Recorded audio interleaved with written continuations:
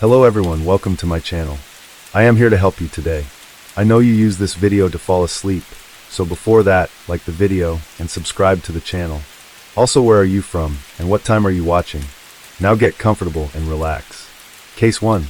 Anna Marie Cochran Rintala was born on July 30th, 1972, in Springfield, Hampton County, Massachusetts, USA. She graduated from Cathedral High School and received training at an emergency services school in Granby, Connecticut. After completing her training, she joined AMR Ambulance Medical Services and worked as a paramedic in Springfield and Holyoke. With a deep passion for her work, she always feels happy when she can help others in their difficult times and even save their lives. While working, Anna Marie met Cara Rintala, a fellow paramedic. The two have completely opposite personalities. Cara is calm, while Anna Marie is natural and open. Yet in 2004, they married, marking one of the first same-sex marriages in the United States. They later adopted a baby girl named Brianna. However, their marriage was not always smooth. On the evening of March 28, 2010, they had an argument over the phone. During this time, a friend of Cara visited their home, and when Anna Marie called from work to check in, she overheard the friend's voice. The friend's presence, without Anna Marie's prior knowledge, left her feeling betrayed. She believed Cara's failure to inform her of the visit was an act of disrespect. Around midnight, she texted Cara, expressing her frustration and stating that she hated their relationship. The following evening, on March 29th, Cara returned home to find Anna Marie dead at the bottom of the basement stairs in their Granby, Massachusetts home. When police arrived at the scene, they found Cara clutching Anna Marie's body, crying and screaming in despair. Initial investigations revealed that Anna Marie had been strangled, sustained head injuries, and that her body was covered in bright paint. Cara told police that Anna Marie had returned home around 8:30 a.m. after finishing her overnight shift. They had coffee together, played with their daughter Brianna, and had lunch. In the afternoon, Anna Marie asked Cara to take Brianna out so she could rest before her next shift that evening. Cara claimed she left the house around 3 p.m. and returned at 7 p.m., at which point she discovered Anna Marie unresponsive at the bottom of the basement stairs. She immediately took Brianna to a neighbor's house and asked them to call 911 before turning around and holding Anna Marie tightly until police arrived. During the investigation, it was revealed that Anna Marie's romantic life prior to her death was complicated. She had been involved in a relationship with Mark Oleksic, a married man she met through her job. Initially, they were just colleagues, but over time, they grew closer. On the day of her death, she texted Mark asking if he could pick her up at Best Buy at 6 a.m. Additionally, Anna Marie, who loved to shop, convinced Mark to co-sign 3 credit cards, including one with an outstanding balance of about $7,000. When questioned by authorities, Mark provided an alibi, claiming that on the day of Anna Marie's death, he had been out shopping and had receipts to prove it. Prosecutors also confirmed that there was no evidence suggesting Mark was angry about the debt, and Anna Marie had in fact paid him back. During her breakup with Cara a year before Anna Marie's death, she also rekindled her relationship with her ex-girlfriend, Springfield Police Officer Carla Daniele. During this time, she owed another $10,000 to Danielle's account before deciding to get back together with Cara in late 2009. However, at the time of the incident, Daniele was at the gym about half an hour away from the scene, and surveillance footage proved Danielle's testimony to be accurate. With no other clues to continue their investigation, detectives returned to focusing on Cara. Upon closer investigation, they discovered that Cara and Anna Marie's relationship was not only strained, but also violent. Colleagues had observed bruises on Anna Marie's body, although she often dismissed them as accidental injuries from bumping into objects. In 2008, Cara was arrested for assaulting Anna Marie, but she later withdrew the charges. Financial stress likely exacerbated their problems, as both were dealing with significant debt. Anna Marie owed $33,510 in credit card debt, while Cara owed $35,000. Additionally, Anna Marie had a habit of overspending and had secretly opened a credit account under Cara's name without Cara's knowledge. In 2009, Anna Marie and Cara each filed for divorce, but never finalized the process. During their separation, Anna Marie temporarily moved into her own apartment in South Hadley, but they reconciled in November of that year. In early 2010, in an effort to repair their relationship, Anna Marie and Cara took their daughter Brianna on a Caribbean cruise, hoping to start fresh. Investigators began questioning the timeline provided by Kara. According to her account, she left home around 3 p.m. that day, but she was not spotted on any surveillance cameras until around 5 p.m. At that time, the cameras showed Kara throwing a rag into a trash bin in the parking lot of a McDonald's in Holyoke.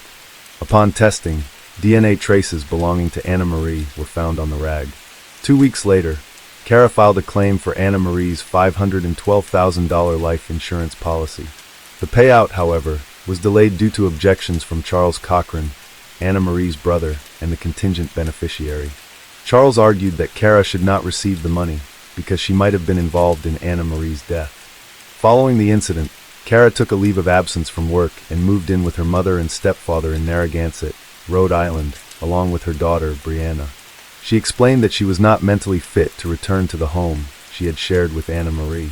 6 months later, she sold the house and returned to work for the Ludlow Fire Department.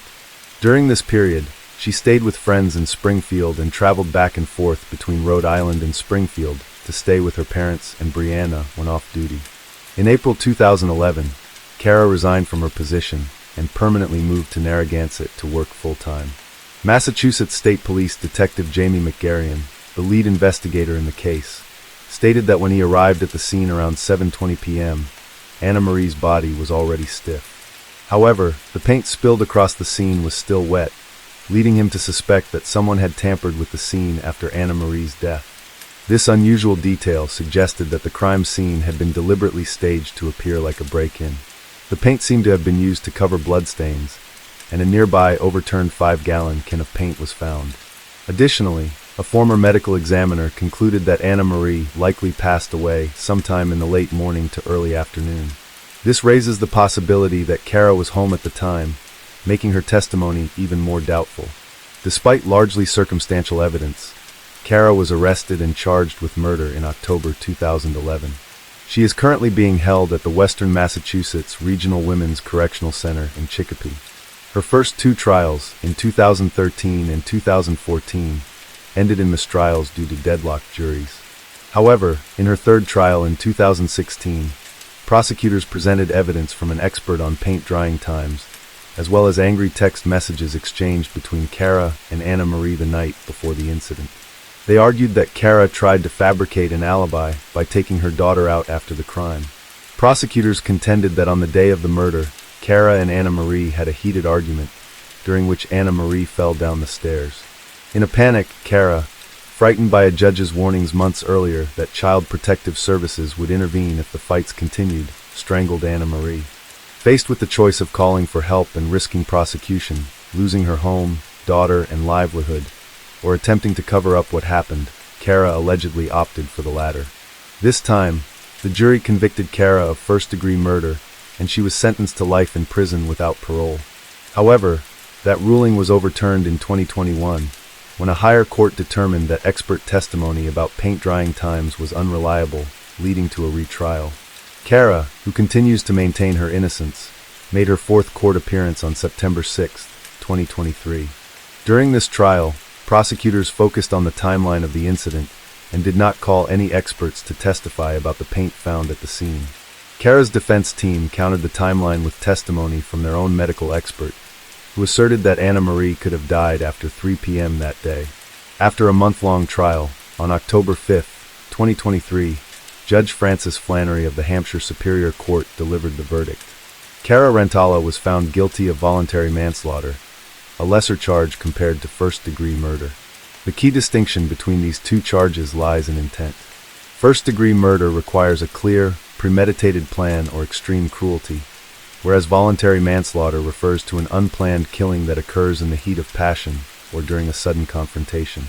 The sentencing terms for the 2 crimes are also completely different. While first-degree murder carries a life sentence without the possibility of parole, intentional manslaughter carries a maximum sentence of 20 years. Ultimately, Kara Rentala was sentenced to 12 to 14 years in prison, minus credit for time already served. Brianna, their daughter, is currently living with Kara's parents and occasionally visits her in prison. Since Anna Marie's death, Kara and her parents have refused to allow Anna Marie's parents to see Brianna. Recently, a judge in Rhode Island granted supervised visitation rights to Anna Marie's parents, Lucian and William Cochran, who live in Springfield and often care for Brianna. Years after Anna Marie's murder, the people of Massachusetts remain shocked and saddened by the tragedy. Russell Anderson, chief of the Granby Fire Department, who had employed both Anna Marie and Kara as EMTs, stated that both were excellent employees who always performed their duties well. He shared that he wanted Anna Marie's attacker to be brought to justice, but admitted he could never have imagined the perpetrator would turn out to be her partner. Case 2.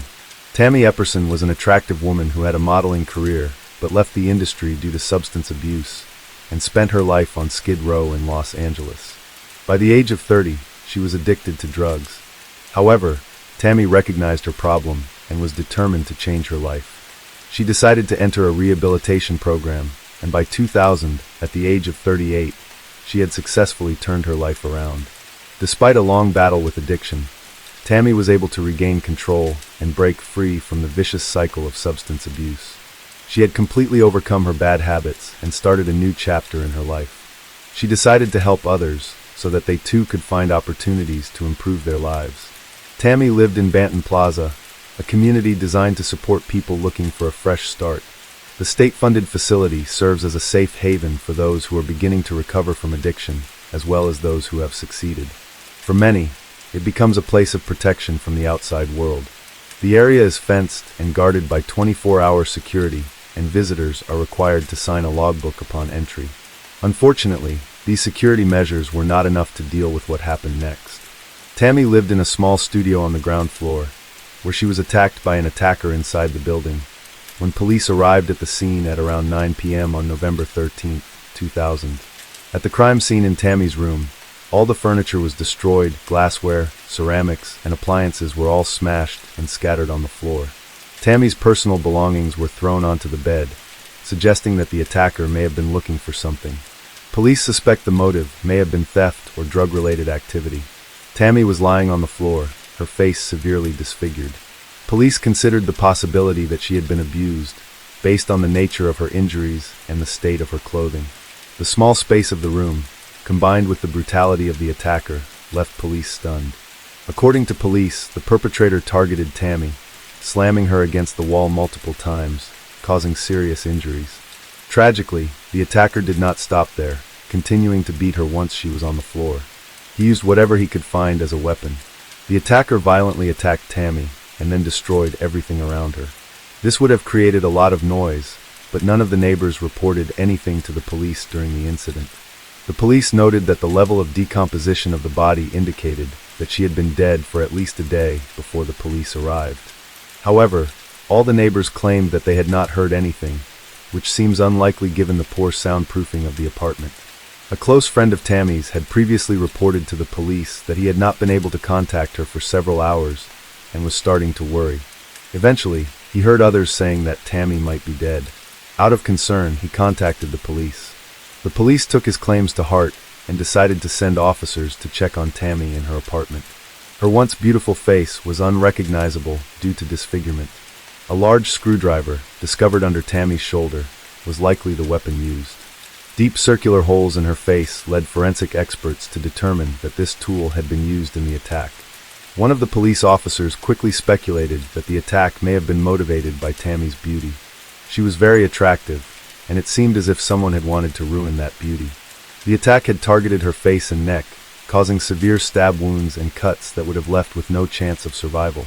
A forensic expert was called to the scene to examine evidence in the apartment. His goal was to analyze the situation accurately, reconstruct the sequence of events, and piece together a comprehensive understanding of the crime scene. He spent 7 hours working in Tammy's apartment.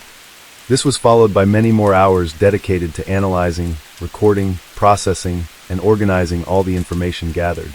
A significant amount of blood was found in the bathroom, while the body was found in the living room. It is likely that the attack occurred while she was in the bathroom. The attacker then dragged Tammy into the living room. Once there, they laid her on the floor and continued to torture her, ultimately leading to her death. Forensic experts were faced with a major challenge because the attacker used a variety of murder weapons. A stool, then a vase, and finally a lamp. All of these items were broken and stained with blood and were left at the crime scene, suggesting they could contain vital evidence and DNA that could help identify the killer. All of the materials were collected and sent to a lab for thorough analysis. What was particularly shocking was that the loud noises went unnoticed by residents of the apartment complex. During the investigation of Tammy's small apartment, police discovered several key pieces of evidence in the sink, including a rag that likely contained the attacker's blood. Police also found a water bottle with a red fingerprint and a trash can containing several tissues with similar marks. In addition to the attack, Tammy had been abused, as evidenced by her disheveled clothing and underwear. This was confirmed by a forensic expert. The forensic expert took samples from Tammy's body to extract the DNA of the murder suspect. Due to the nature of the crime, the police began searching for Tammy's relatives. Inside her apartment, they found several framed photos of her modeling career and an educational certificate, along with documents about her addiction treatment. There was no sign of any family, friends, or boyfriends in her belongings. According to acquaintances, Tammy had indeed overcome her bad habits and was living a normal life. However, she still had many suspicious people around her who were struggling with addiction. Not only did she overcome her addiction, but she also got a respectable job. Tammy became an office manager at a Hollywood phone service that catered to celebrities. She also volunteered at a nearby church where she supported people struggling with addiction.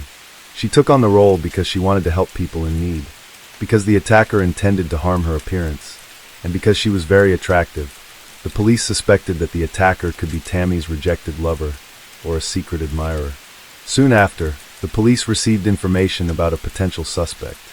A resident of the apartment complex informed the police that the attacker could be Ronald Sims. He had a history of serious drug addiction and was still struggling with his own problems. Ronald had previously dated Tammy, but their relationship ended when she overcame her addiction, while he was also struggling to overcome his. Despite this, they remained in touch and maintained a friendly relationship. Tammy believed that Ronald needed her support, so she offered him advice and guidance based on her own experiences. Police quickly contacted Ronald as a potential suspect in the murder. However, he denied any wrongdoing, claiming he had a friendly relationship with Tammy and that they had never fought. He insisted that he could never hurt her. Ronald shared a darker story. He said that Tammy had met a man in her church counseling sessions who had become a stalker. To ensure her safety, Ronald felt the need to keep an eye on her. This stalker was Troy Powell, a 32-year-old man who was on probation after serving time for previous crimes. The three were friends and often socialized together, attending church together. However, it was felt that Troy had romantic feelings for Tammy. From their first meeting, he began pursuing her, showering her with flowers and stuffed animals. He would wait for her in his pickup truck almost every day, offering to give her rides. During the citywide bus driver strike, Tammy would occasionally ride in his truck, though she usually rode with someone else. Ronald knew Troy struggled with addiction, and Tammy considered him potentially dangerous, which is why she rarely took him up on his offers. She told Ronald multiple times that she only sought Troy's help occasionally. However, Troy misunderstood her as being willing to rely on him and believed that he had a chance with her. In reality, Tammy felt obligated to help him overcome his addiction, but had no desire for a romantic relationship. She gave him advice and support while keeping her distance. She made it clear to him that she was not interested in anything more than friendship. Despite this, Troy became increasingly persistent, and his obsession with Tammy became more evident. As a result, Tammy tried to avoid close contact with him.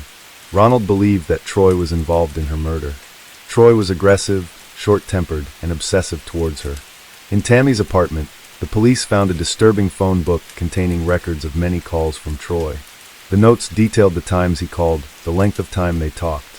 Many of these notes indicated that Tammy had asked him to stop calling her. Despite this, Troy continued to contact her on the same day, and for a long time. Eventually, one of Troy's acquaintances informed Ronald that Troy had confessed to the murder. Ronald then reported this to the police. According to witness statements, Troy stated that he had visited Tammy. They had talked, but then they had an argument. In a fit of rage, he said he had killed her. Troy was missing and may have escaped. The police checked the logs of Tammy's residence and discovered that Troy had entered the building on the day of the murder and left just hours later. As Troy leaves the building, he is asked about Tammy, as residents are required to accompany visitors. Troy smirked and claimed that Tammy was resting, and the guards believed him and allowed him to leave. He was the last person to visit Tammy's apartment. That same day, Ronald said he had plans to work with Tammy at the church. He tried calling her, but she didn't answer, which was unusual. The church confirmed that Tammy had not shown up.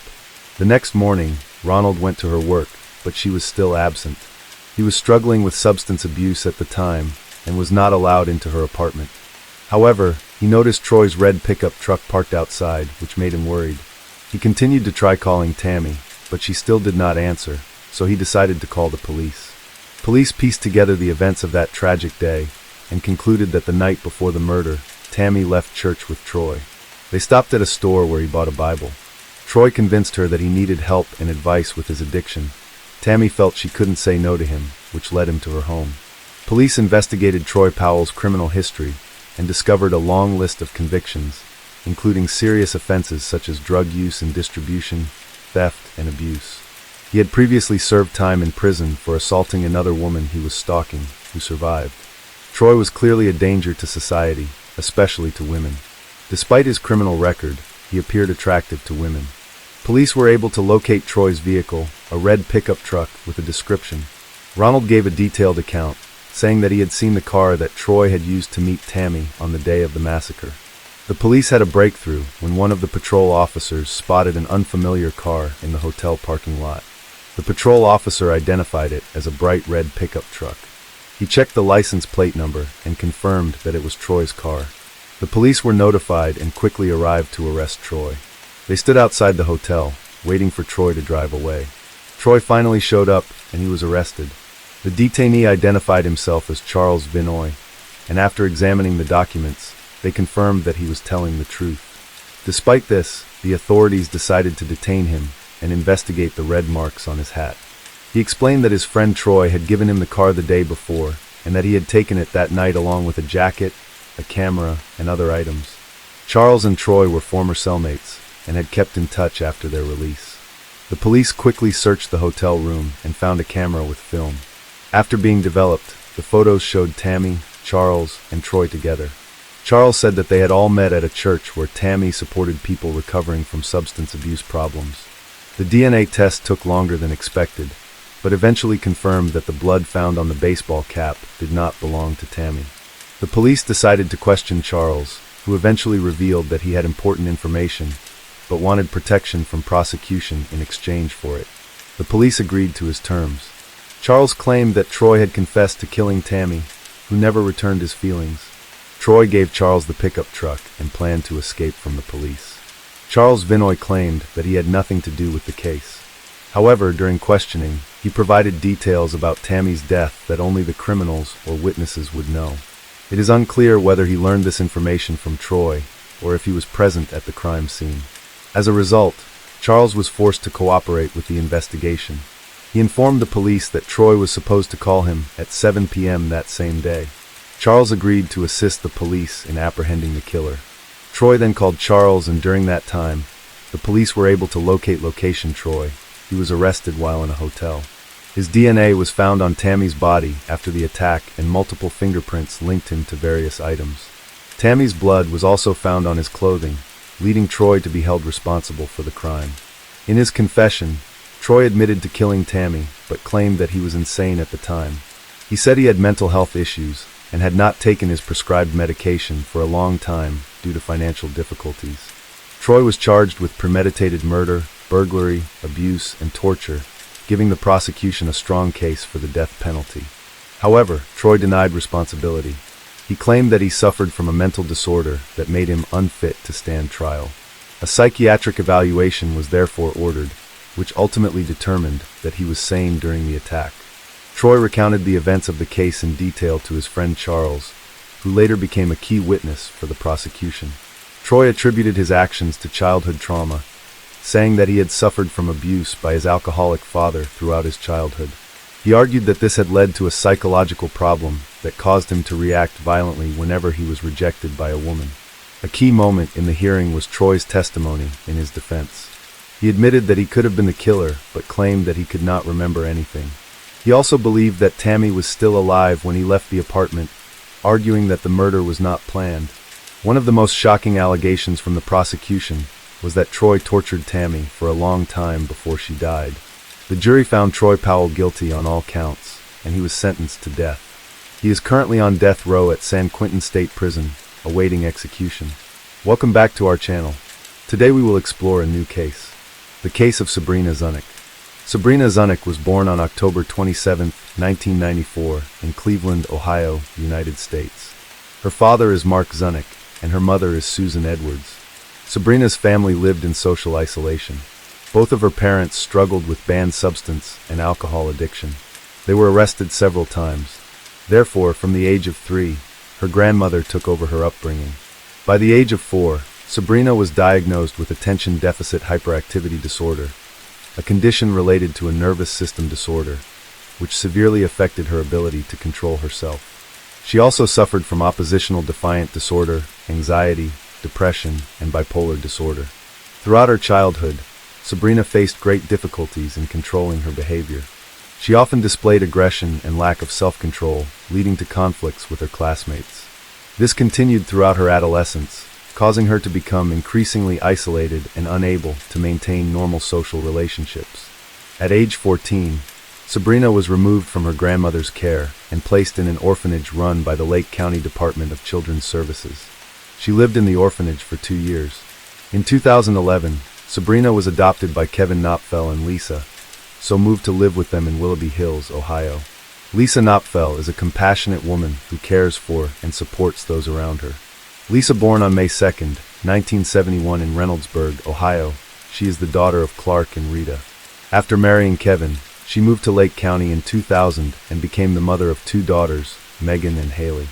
With a kind heart and a passion for learning, Lisa works as a social worker in the juvenile department of Cuyahoga County, Ohio.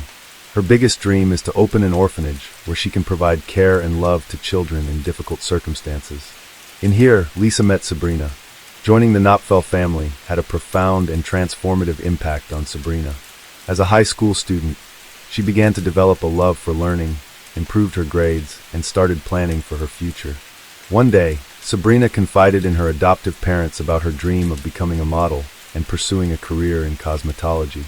Seeing the positive changes in Sabrina, Lisa and Kevin were very happy and supported her. Sabrina also developed a deep bond with Lisa and the rest of the Knopfel family.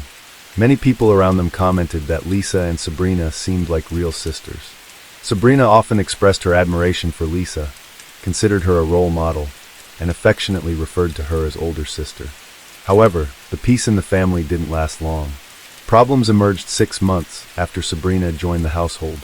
Out of nowhere, Sabrina began accusing Lisa of not loving her and favoring Lisa's biological daughters. As the relationship between Sabrina and Lisa worsened, Sabrina grew closer to Kevin. Friends and family began noticing unsettling behavior between the two.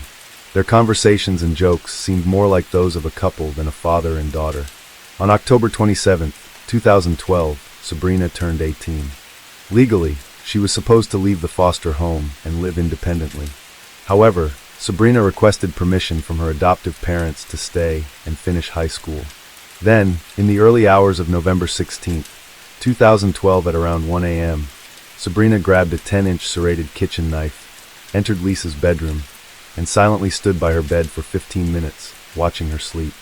Suddenly, Sabrina began stabbing Lisa repeatedly. Lisa woke up after the first strikes and screamed in pain.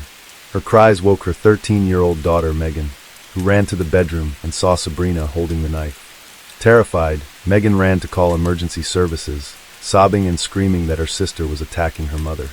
When law enforcement arrived, they found Sabrina with several minor cuts on her body, holding a knife and appearing to be in shock. At this time, she followed officers' instructions to drop the knife and put her hands behind her head. She was arrested without resistance but refused to answer any questions once at the police station. During a search of the house, officers discovered Haley, Lisa's youngest daughter, locked in a closet. That night, Kevin was out of town on a business trip, he working as a truck driver. He learned about the incident when the police called him. Shortly after, Kevin called 911 to check on the condition of his daughters. He was told he could come to the police station to pick them up. The next day, Kevin arrived at the police station with an unexpectedly calm demeanor. His unusual composure surprised the officers. They thought they would see a man grieving over his murdered wife, but he seemed unperturbed.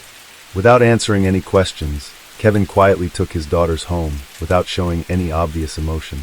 Kevin's attitude not only hard to understand the police, but also aroused concern from his and Lisa's relatives and friends. They found it strange that he did not appear sad or depressed after such a great tragedy. Immediately afterwards, Kevin tried to request to visit Sabrina in prison, but this request was denied.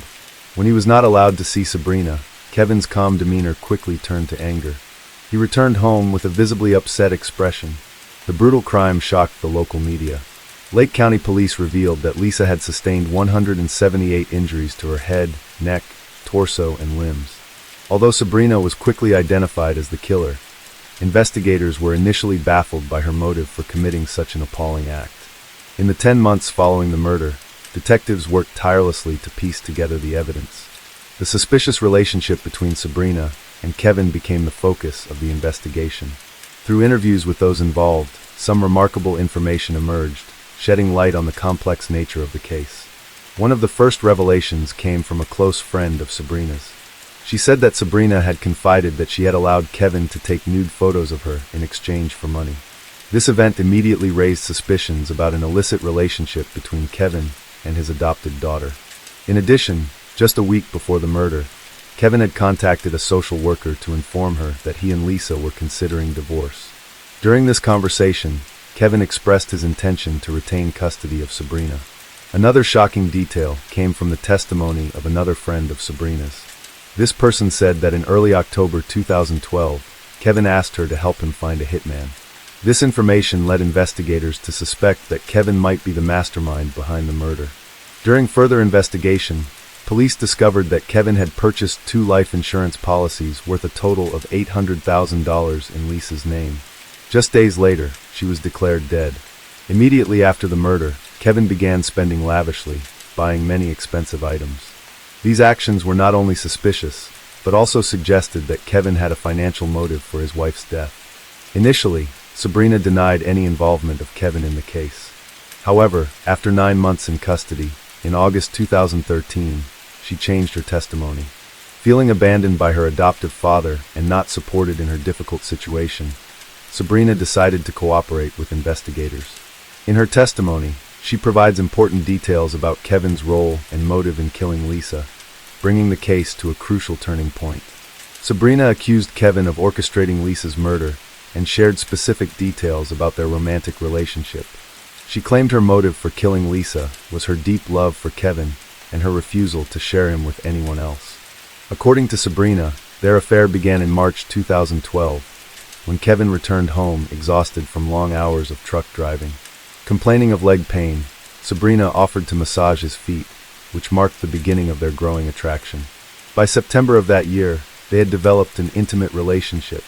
Sabrina stated that Lisa never suspected their affair because they behaved carefully. Kevin frequently sent Sabrina messages expressing his lack of love for Lisa and his desire to build a new life with Sabrina. Kevin proposed a plan to Sabrina, promising her a stable future funded by money from Lisa's insurance policies. He assured her that he would provide a house and a car, and suggested she could take Lisa's place as the daughter's mother. Sabrina hesitated, suggesting instead that Kevin file for divorce. However, Kevin rejected this idea, claiming Lisa would take the daughters away from him if they were to separate. He repeatedly joked that a dead Lisa was worth much more than a living one.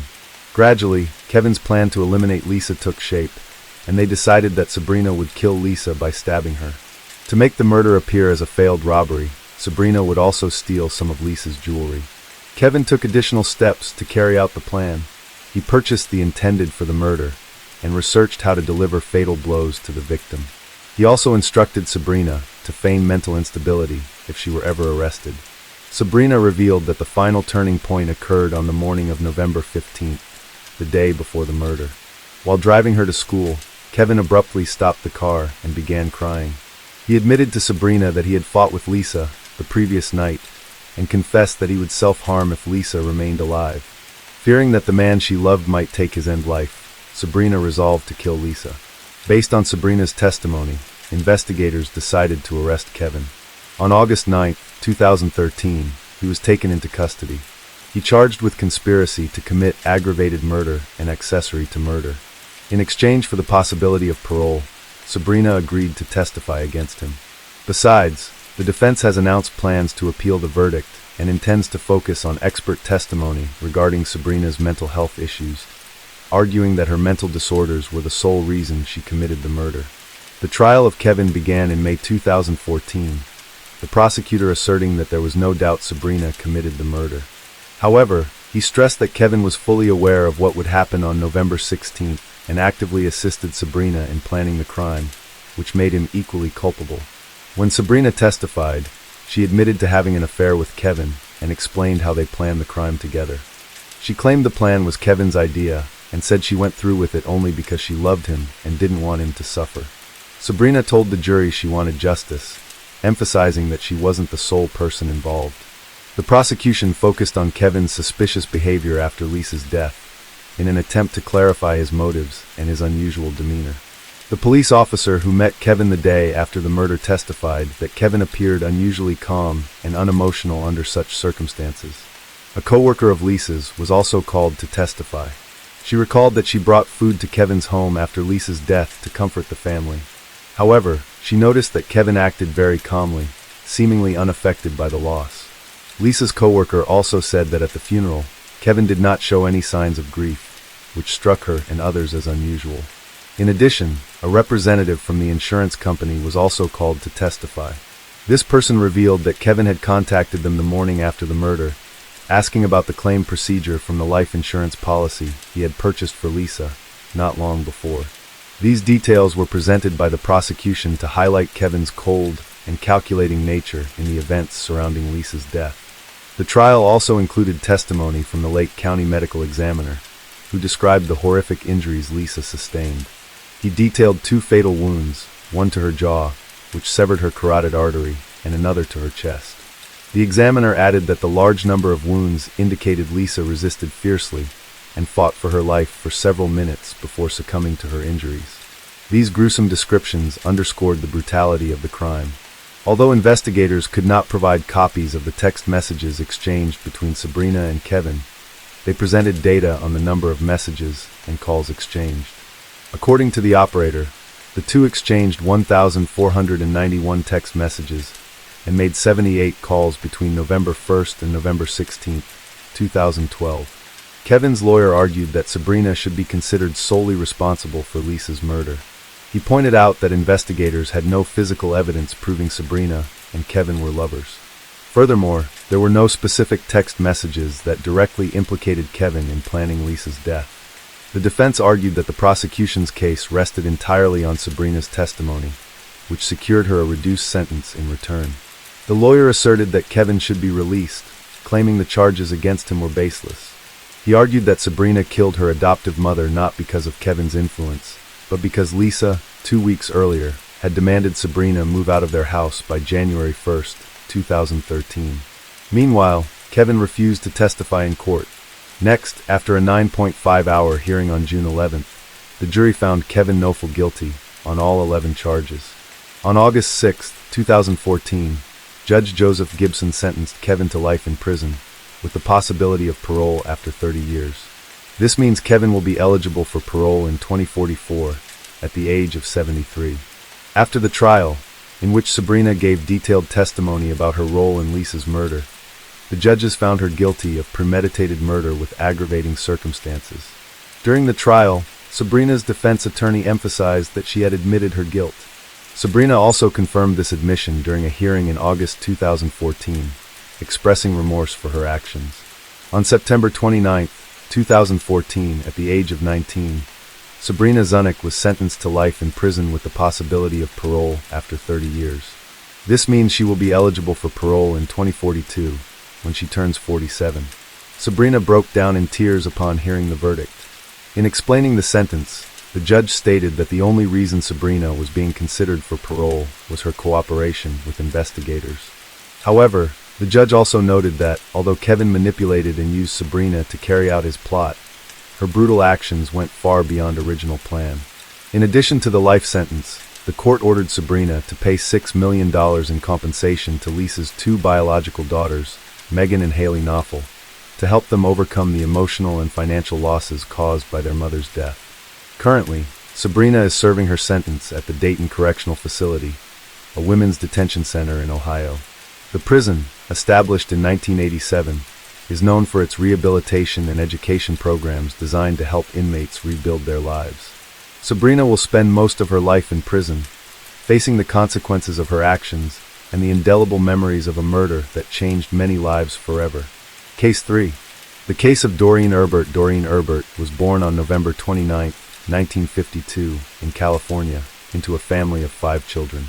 From a young age, she was a kind and positive person, always looking for ways to help others.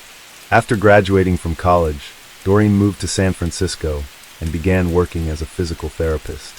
At the age of 24, she met Michael Venice, a man who worked in a factory near Doreen's clinic. After getting to know each other for a while, Doreen and Michael started dating, and a few months later, they decided to get married. In 1976, they had a son named Paul. Initially, Michael and Doreen's life was very happy, but after having a child, their relationship began to have problems. After about a year, Doreen and Michael decided to divorce. Their son was raised by Doreen, while Michael was still allowed to visit him regularly. Despite the divorce, Michael and Doreen maintained a cordial relationship. A year later, Doreen met a man named Charles. They began dating, got married, and decided to move to San Jose, settling in a quiet residential area. In 1979, their daughter Deanna was born. Charles, like his wife, dreamed of having a large family. He was overjoyed when their daughter was born. However, tragedy struck the family in February 1980. 4-year-old Paul climbed over the fence around the pool and fell into the water. Doreen, who was home at the time, realized what had happened too late. She pulled her son out of the water and called an ambulance. Paul was taken to the hospital and put on life support. However, after 10 days, doctors concluded that there was no chance of survival. The decision was made to disconnect the boy from the machines. Doreen became depressed and devastated, blaming herself constantly, even though the police concluded that it was not her fault. However, Doreen's young daughter Deanna helped her through this pain. For years after the tragic event, Doreen's family finally had some good news. Doreen and Charles had been trying for another child, although they had failed twice due to interrupted pregnancies. But Doreen finally became pregnant again, and this time, everything went well. They were expecting a new baby boy, due in early November. A few days before Doreen was to be admitted to the hospital, her family decided to join in the Halloween festivities. On the evening of October 31st, all the neighbors decorated their houses and handed out candy to the children. Deanna, who was 4 years old at the time, was very keen to join in, and her parents couldn't say no. Although Doreen was 9 months pregnant, she went trick-or-treating with her daughter while Charles stayed home, handing out candy to other children. The mother and daughter returned home just before 9 p.m. Charles informed his wife that they were running out of candy and that he planned to drive to the nearest store to buy more. He left the house around 8:50 p.m. and returned about 15 minutes later. As he approached the house, Charles noticed that the front door was slightly ajar, which he found strange. When he entered, he found his wife lying on the hallway floor, surrounded by a large amount of blood. Doreen showed no signs of life, and Charles immediately called 911. Shortly thereafter, he noticed the body of their unborn child in the living room. Charles was in a state of shock, unable to believe what he was seeing. Initially, he thought that Doreen might have had a miscarriage, but he quickly realized that the situation was much worse. Beside the child was a human hand, and Charles immediately understood that it was Doreen's hand. When Charles realized that his family was being attacked, he began searching for Deanna, fearing she might be in danger. He saw so much blood on the floor that he slipped and fell while running through the house. Luckily, Deanna was still alive, but she was hiding behind the sofa in the living room out of fear. When the ambulance arrived, paramedics found Doreen and discovered that she had a weak pulse. They rushed her to the hospital, but unfortunately, doctors were unable to save her, and she died in the ambulance. Tragically, Doreen's unborn child also died from the brutal attack. Medical experts examined Doreen's body and concluded that she had been repeatedly hit with a long, sharp object like a sword or machete. The police investigated the house and found a horrifying scene that looked like something out of a horror movie. Blood was everywhere, on the floor, on the walls, and even on the ceiling. Several police officers sought psychological help after witnessing the horrific scene. Investigators searched the entire house but found no perpetrator or any clues about the attacker. While investigating the murder, police found significant evidence outside the house. They saw bloody footprints on the sidewalk and suspected that the killer had left the scene in a vehicle. While searching for more clues, police found a blood-stained wolf mask on the front lawn. They believed the mask might have belonged to the killer, as family members said they had never owned it. The mask was sent to a lab for analysis. Police then spoke to Deanna, the only surviving child from the murder. She was in shock but still able to talk. She told police that after her father left for the store, someone knocked on their door. Her mother, Doreen, opened the door and saw a man wearing a wolf mask holding a knife. The attacker said, "I'm going to kill you now." Doreen screamed, telling her daughter to run away from the house immediately. Deanna hid behind the sofa, but could not remember what happened next. It was not until her father found her that Deanna calmed down. Unfortunately, Deanna was unable to provide any further information about the attacker as he had hidden his identity behind the wolf mask.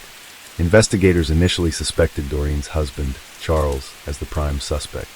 Since he had been out of the house around the time Doreen was attacked, they were suspicious of his trip to the store. When Charles returned, he had stepped in blood several times and even fallen, ending up covered in blood, but the police did not know whether he had done this on purpose to explain the blood stains on his clothes. However, detectives found several problems with this theory. First, Charles's shoes did not match the ones that left bloody footprints on the road. Second, there were no traces of blood found in Charles's car, nor were there any other shoe prints. To clarify the information, the police went to the store that Charles visited and confirmed the time he was there. The employee confirmed that Charles had bought candy at the store that evening. This indicated that he did not have enough time to commit the murder. Surveillance footage also confirmed that Charles was at the store. Therefore, the police no longer considered him the prime suspect. First, they asked Charles if he could think of anyone who might want to harm his family, and Charles immediately mentioned Doreen's ex-husband, Michael. Charles said that initially, Michael maintained a normal relationship with his ex-wife. However, things changed after the death of their son. Michael believed that Doreen had intentionally killed the child to cut off all contact with him.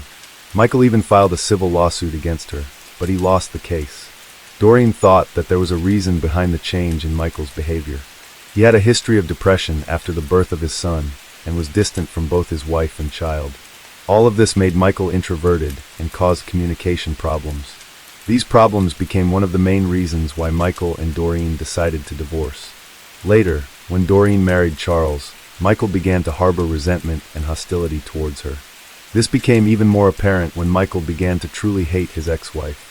Later, Michael lost his job at the place where he had spent most of his life. This created many negative issues in his life. After hearing all this information, the detectives decided to go to Michael's house and talk to him.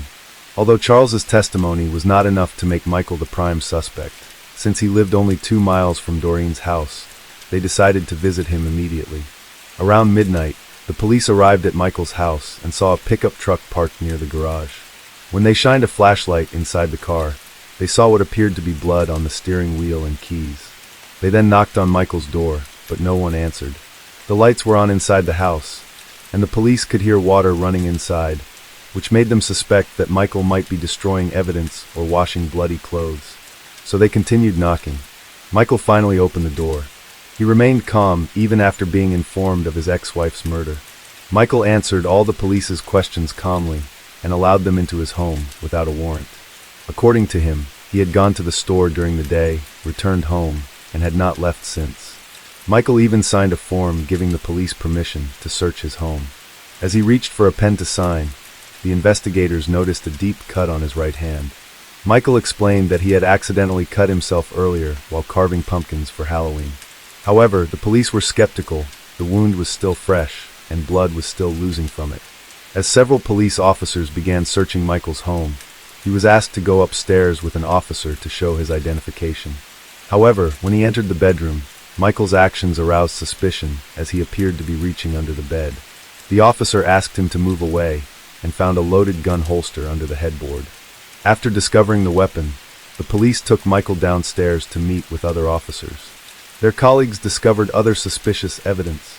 They found drops of blood on the floor, which led them to the garage, where there was a washing machine and bloody clothing. Based on this evidence, the police had enough to arrest Michael. Detectives and forensic experts investigated Michael's home, looking for more evidence that could connect him to the murder. Police are awaiting the results of blood analysis and have discovered other grisly signs. Initially, the police discovered an empty box containing an 18-inch machete. Medical experts determined that the shape of the knife matched the wound on Doreen's body perfectly. In addition, the police found 2 makeshift coffins in Michael's home, raising suspicions that they might be for Doreen and Charles. They also found mortuary bags, the type typically used by paramedics, in Michael's home. The presence of these items made the police question Michael's innocence. After compiling all this evidence, the police decided to apply for a warrant for Michael's arrest. Without a warrant, they could only detain him for a limited time. However, the judge said that the evidence they had gathered was not strong enough, and that there were many unknowns. As a result, Michael was released and he was freed. 3 days into the investigation, detectives received lab results. The results showed that there were 2 different blood types at the crime scene. The majority of the blood matched Doreen's blood type, while a small amount matched Michael's. This indicated that Michael had injured himself during the attack on his ex-wife. The judge quickly issued an arrest warrant, and Michael was charged with the murder of his ex-wife and her unborn child. Detectives continued their investigation and found additional evidence linking Michael to the crime. When they spoke to acquaintances of Michael, they learned that he owned the wolf mask found near Doreen's house. They also found a photo of Michael wearing the mask at a previous Halloween party. To further solidify the case, police found the mask Michael wore in the photo in his home. Michael's trial began in July 1988, for years after Doreen's murder. He initially admitted to the crime, but later changed his story. He did not deny the murder, but claimed he was innocent by reason of mental illness. A psychologist assigned to monitor him concluded that he did have serious mental illness. According to Michael, he became insane on Halloween night when he saw other children trick-or-treating. This reminded him of Paul's death and caused him to collapse. He said that he went to Doreen's house that night with a machete. When she opened the door, he said, "You killed my son," and that he intended to kill her. She immediately recognized the man behind the mask, shouted at her daughter to run, and the next second, Michael attacked her. However, Michael's story had one twist. He said he did not know Doreen was pregnant. This raised suspicions as all her friends claimed that she was clearly pregnant before the tragedy. They even joked that Doreen had become even bigger because of her pregnancy. The murder of Doreen and her unborn child came to light at a trial. The prosecution argued that was fully aware of his actions and had planned to kill his ex-wife and her husband. He had told his friends about this desire, and detectives found evidence that he had made elaborate preparations, including 2 coffins and body bags, in his home. However, it appears that he changed his mind and did not carry out his murder plan. This led the prosecution to suspect that he may have feared being caught or discovered. One of the key witnesses in the case was Doreen's daughter, Deanna. She was only 9 years old at the time and still remembers what happened. After a year of investigation and trial, Michael was convicted of murder. He was sentenced to death, but before his execution, the state of California imposed a moratorium on executions. Therefore, Michael remains in custody, and his sentence may not be carried out anytime soon. The case left a deep mark on Deanna's life. Years later, she was still haunted by the horrific memories of her mother's death. However, she decided to forgive Michael and try to forget the past. Case 4. The case of Ryan Widmer. Sarah and Ryan Widmer met at a favorite coffee shop. Ryan ordered a cup of coffee while Sarah was waiting in line and happened to see a book on his table that she had just finished reading. Their shared interest in literature opened up their first conversation. Gradually, they spent many hours discussing common topics such as books, movies, music, and daily routines. Through the conversation, they discovered that they both loved nature, travel, and animals. After each meeting, their relationship became closer and more trusting of each other.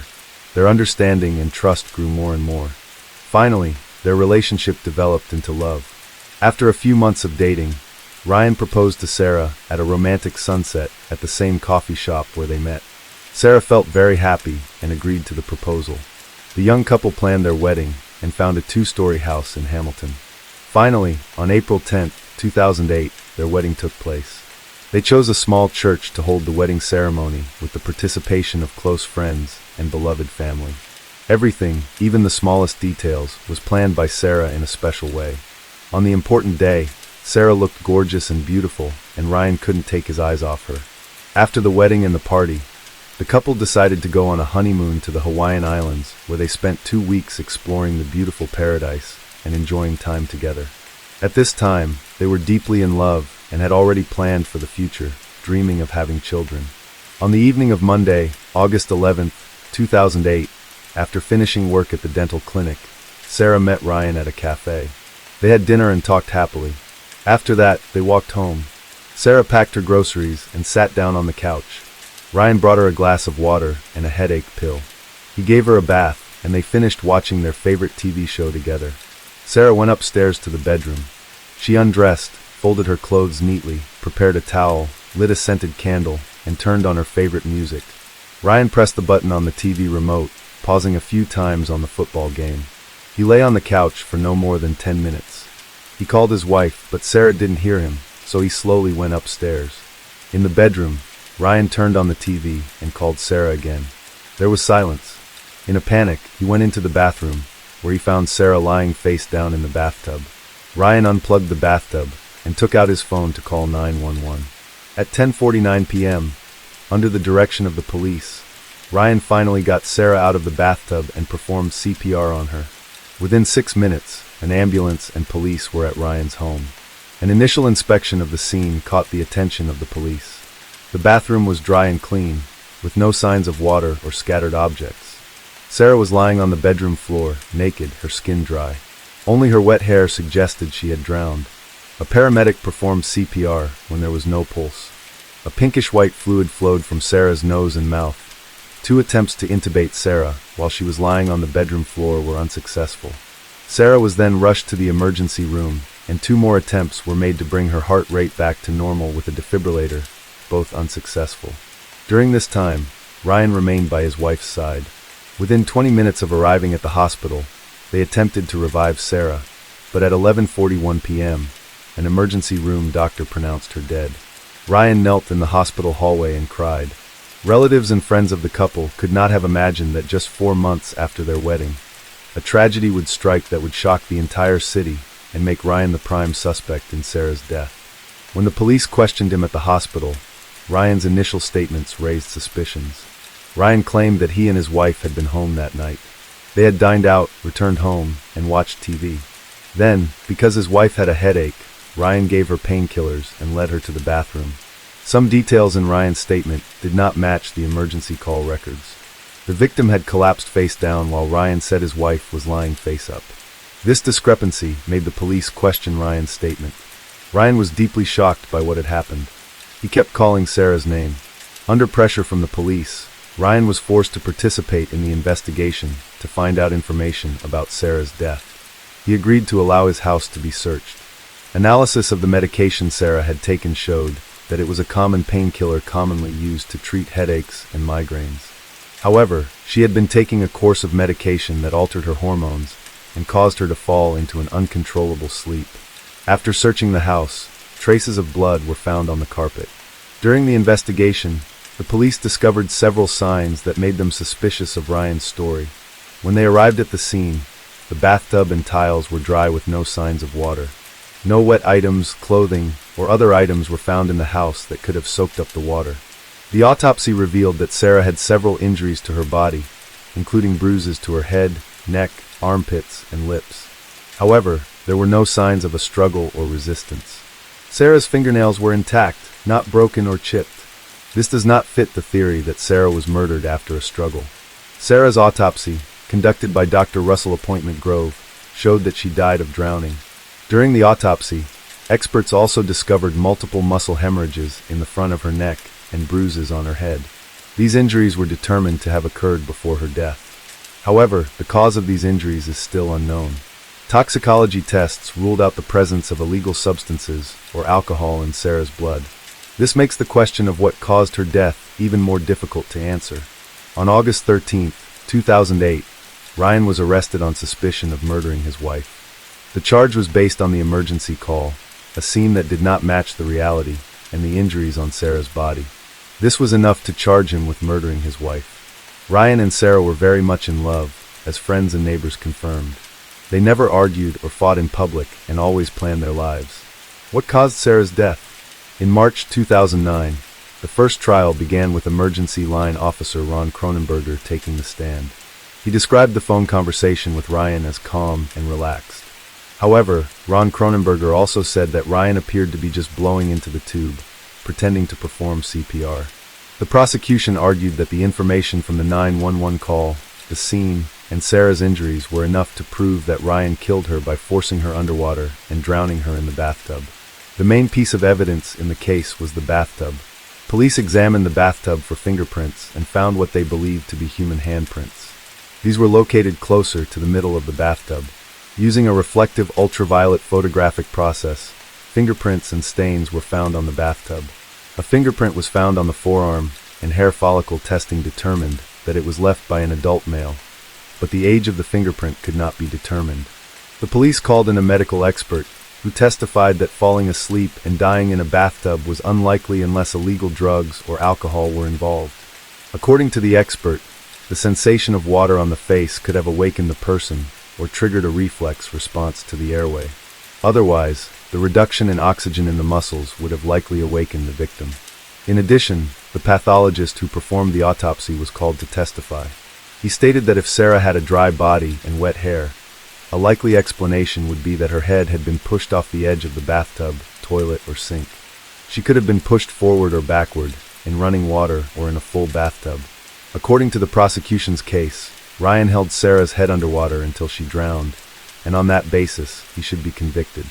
Ryan's defense attorney argued that he was innocent, and that he had no motive to kill Sarah. The attorney said that if there had been a violent struggle, as the prosecution argued, there would have been evidence of that. However, there were no injuries on Ryan, and Sarah's fingernails were not broken or chipped.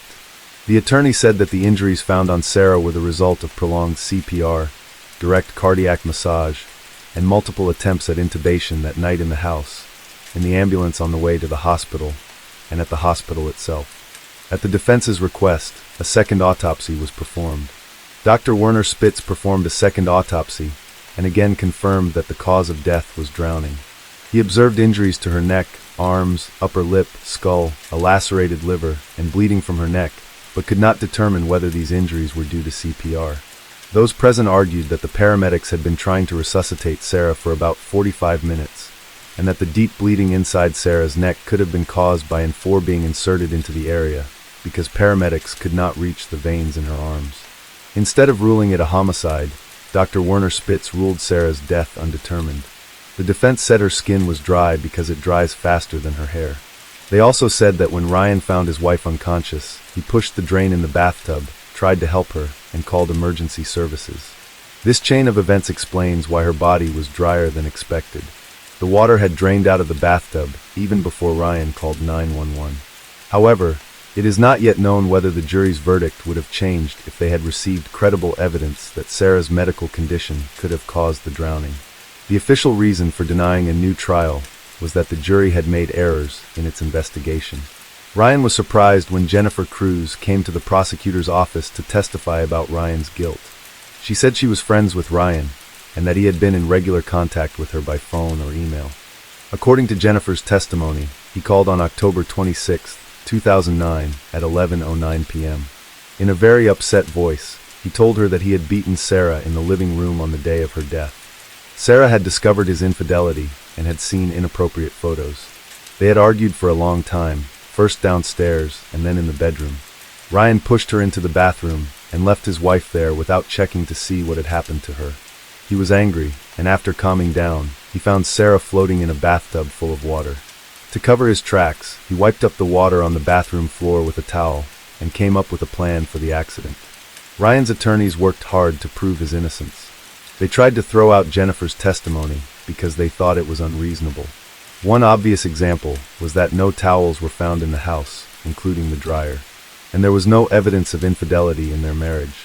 The family had no financial problems and never argued. Ryan was described by friends as a kind and helpful person who never showed anger. Ryan would not benefit from his wife's death because he did not have a life insurance policy. Before the third trial began, Jennifer was discredited and barred from testifying.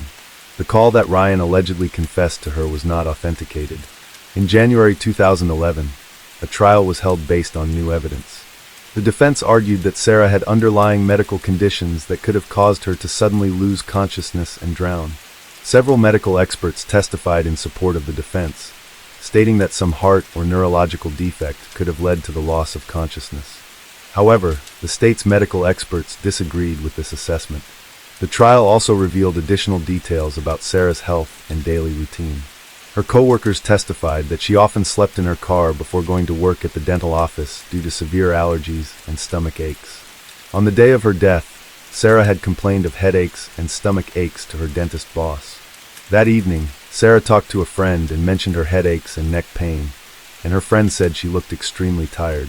Her ability to fall asleep quickly led her friends to think she might have narcolepsy.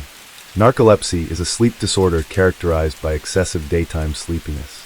People with narcolepsy often have difficulty staying awake and need to take frequent naps to cope.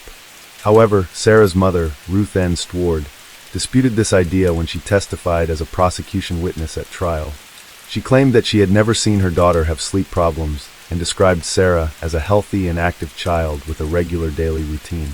Sarah's medical records also supported this claim. As a dental hygienist, Sarah had undergone regular checkups, and her last checkup showed no signs of health problems. In addition, other witnesses who claimed Sarah was excessively sleepy gave unconvincing testimony. In cases where a person tries to strangle another from behind, the victim often suffers defensive injuries to the arms and legs, as well as injuries to the small bones in the neck. However, Sarah's autopsy did not show any such injuries. The defense urged the jury to consider all the facts surrounding the case, that Ryan had no reason to harm Sarah. Once again, the defense was defeated. After about 12 hours of deliberations, Ryan was convicted of murder and sentenced to 15 years in prison. The jury based their decision on the lack of water on Sarah's body and around the bathtub, and that Ryan's call to 911 was staged. One juror felt that Ryan's demeanor in court was one of the main reasons he believed Ryan was guilty. When the autopsy photos were shown, they felt that Ryan was completely unresponsive. Ryan did not take a stand, although he told the court after the verdict was announced he loved his wife. He did not hurt her. Ryan remains in custody, awaiting a federal court ruling that could determine his parole status. After 14 years in prison, his first chance for parole will be in July 2025. With each passing year, Ryan holds out hope that the next year will bring him freedom. He continues to maintain his innocence and profess his love for Sarah, insisting that he did not harm her. Ryan's chances of parole in 2025 appear slim, as the parole board tends to favor inmates who show remorse. Since Ryan has always maintained his innocence, he could face an uphill battle for parole. Case 5. The case of Angela Wilder. Angela Wilder was born in 1985 in San Diego, California, USA, as the youngest daughter in her family. She had an older sister named Cree, and they were very close. Both of her parents were in the military, so the family often moved. This often leads to tension within their families. Eventually, Angela's parents decided to divorce while she was still in school. Angela's mother met someone new, and they moved with him to Phoenix City, Alabama, a small town with a population of 40,000. After the move, her mother left the military. The family became regular attendees of the local church, as they had always been religious. In high school, Angela met Christopher Jackson, and they quickly developed feelings for each other. They began dating, marking Angela's first love. However, the relationship was short-lived because Angela prioritized her education. She needed to move to attend the University of South Alabama. Christopher found the breakup difficult as he genuinely loved Angela, but he didn't want to stand in the way of her dreams. In 2004, Angela met a preacher's son named Daniel. At that time, she was still in university, but quickly became involved in a relationship with him. Before long, Angela became pregnant, and the couple decided to marry. They had a wedding and soon welcomed a daughter. However, financial struggles and work stress took a toll on their relationship. Angela's feelings for Daniel faded quickly, and she realized he wasn't the partner she wanted for life. After 2 years of marriage, Angela decided to file for divorce and seek full custody of their daughter. After graduating from university, Angela returned to her hometown and lived in her parents' house. Her mother and sister supported her by helping take care of her daughter. During one visit to the local church, she met Richie Wilder, a former schoolmate. Richie has a hot temper and often causes trouble, Many people believe that the reason is because he was raised in an unhappy family. His father was an alcoholic who often mistreated his mother, who couldn't do anything about it. While many people avoided Richie, Angela believed she saw a different side of him and thought she could bring out his best qualities. Richie and Angela formed a close relationship, and they started dating. Angela mentioned that Richie got along well with her daughter and treated her kindly. However, Angela's relatives quickly observed negative changes in her behavior at the start of her relationship with Richie. They noticed that Angela became quieter, more difficult to understand, and more stressed. Despite everyone's worry and advice to keep her distance from him, but Angela did not heed their warnings. In January 2009, Richie and Angela got married. Richie took Angela and her daughter to the family home, and they moved to the city of Minot, North Dakota. It's a small town with about 40,000 people, a very tight-knit local community, and includes armed forces facilities. There is also a military base where Richie was stationed. In 2010, Angela found out she was pregnant. During that time, she started working at a supply store on the military base. Some people close to Richie and Angela noticed issues in their relationship. Angela's coworkers noticed that Richie was often rude and aggressive towards her. He often insults Angela and makes her cry, even though she is very vulnerable. She later revealed that he was not only cruel to her, but also to her daughter. It was discovered that he regularly abused the whole family, but did so without leaving any marks. This abuse continued for years. The couple had 2 children, a boy and a girl. When Angela reached her breaking point, she officially reported the violence to the police. When the investigation started, all of Richie's colleagues and the military base management supported him. He convinced people that his wife, Angela, was unstable and had mental health issues. Angela lacked solid evidence of her husband's mistreatment, and the backing Richie received from the military base management helped cover up the case. Despite this, Angela was determined to end the relationship while keeping custody of their children. While trying to prove Richie was cruel, Angela herself faced accusations from him. Richie alleged that Angela had anger management issues, and he proved it thanks to support of his colleagues. Ultimately, Angela, a mother of 2, was referred to an anger management specialist and prescribed sedatives. Friends familiar with Angela insisted she never had such issues and no one had seen her act aggressively. They believed Richie orchestrated the situation to discredit her with the authorities. However, Angela still followed the treatment regimen with the aim of understanding and dealing with her condition.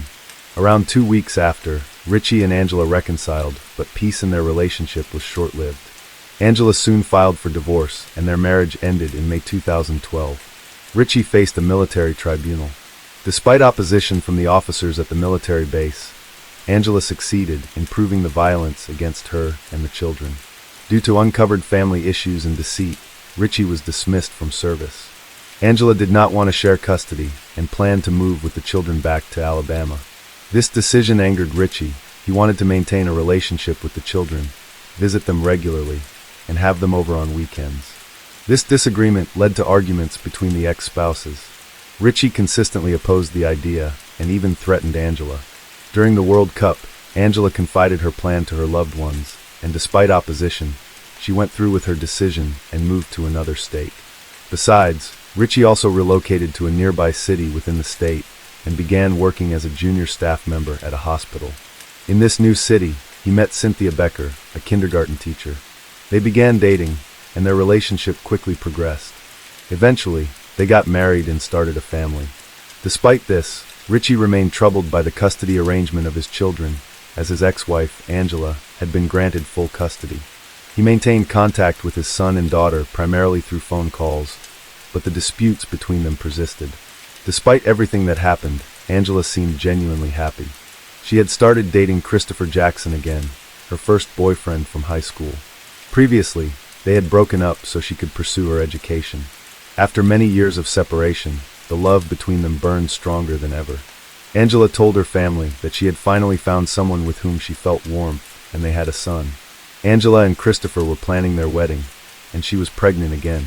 She had no idea she would soon have to fight for her life. On the evening of November 13, 2015, Christopher went to work for his night shift at a local 24-hour Walmart. He didn't have a car, so Angela usually picked him up after his shift at 7 a.m. However, on that night, Angela stopped responding to his calls and messages. They typically stayed in touch during his shifts. But communication ended around 3 a.m. when Angela texted that she heard a noise outside and felt she was being followed. Christopher only saw the message 2 hours later because he was busy with work. Concerned, he tried calling Angela, but she didn't answer. He assumed she might have fallen asleep or gone to a clinic in the morning for pregnancy tests. But when Angela didn't arrive to pick him up as planned, Christopher began to worry then. At the time, Angela was enrolled in a nursing program at Minot University and had recently discovered she was pregnant again. Christopher thought she might have gone to the hospital if she felt unwell or if their son was sick, which might explain why she wasn't responding to his calls and messages.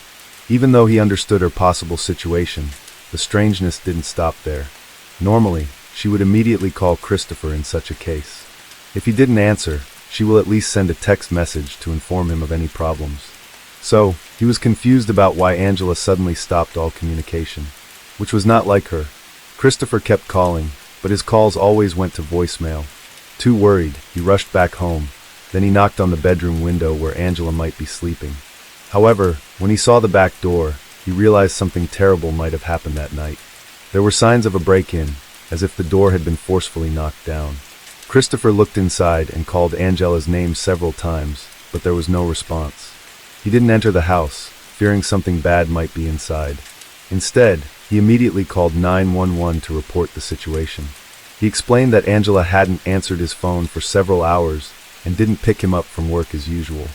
He asked the dispatcher if he could go inside to find out what happened, but the dispatcher advised against it, suggesting there might be a criminal inside waiting for another victim. Christopher was instructed to wait outside for the police. He urged them to hurry because Angela was pregnant, and he was concerned for her and their unborn child's safety. The police arrived about 20 minutes later. During this time, Christopher waited outside for them. He could only enter the house once they arrived. From the outside, everything appeared normal, the furniture was in place, and everything was clean and tidy. However, Angela still did not respond to his calls. When the officers approached the main bedroom and opened the door, the reason for Angela's silence became clear. One officer turned on the light and discovered a horrifying scene. There was so much blood that the bed linen items were all mixed into a red mess.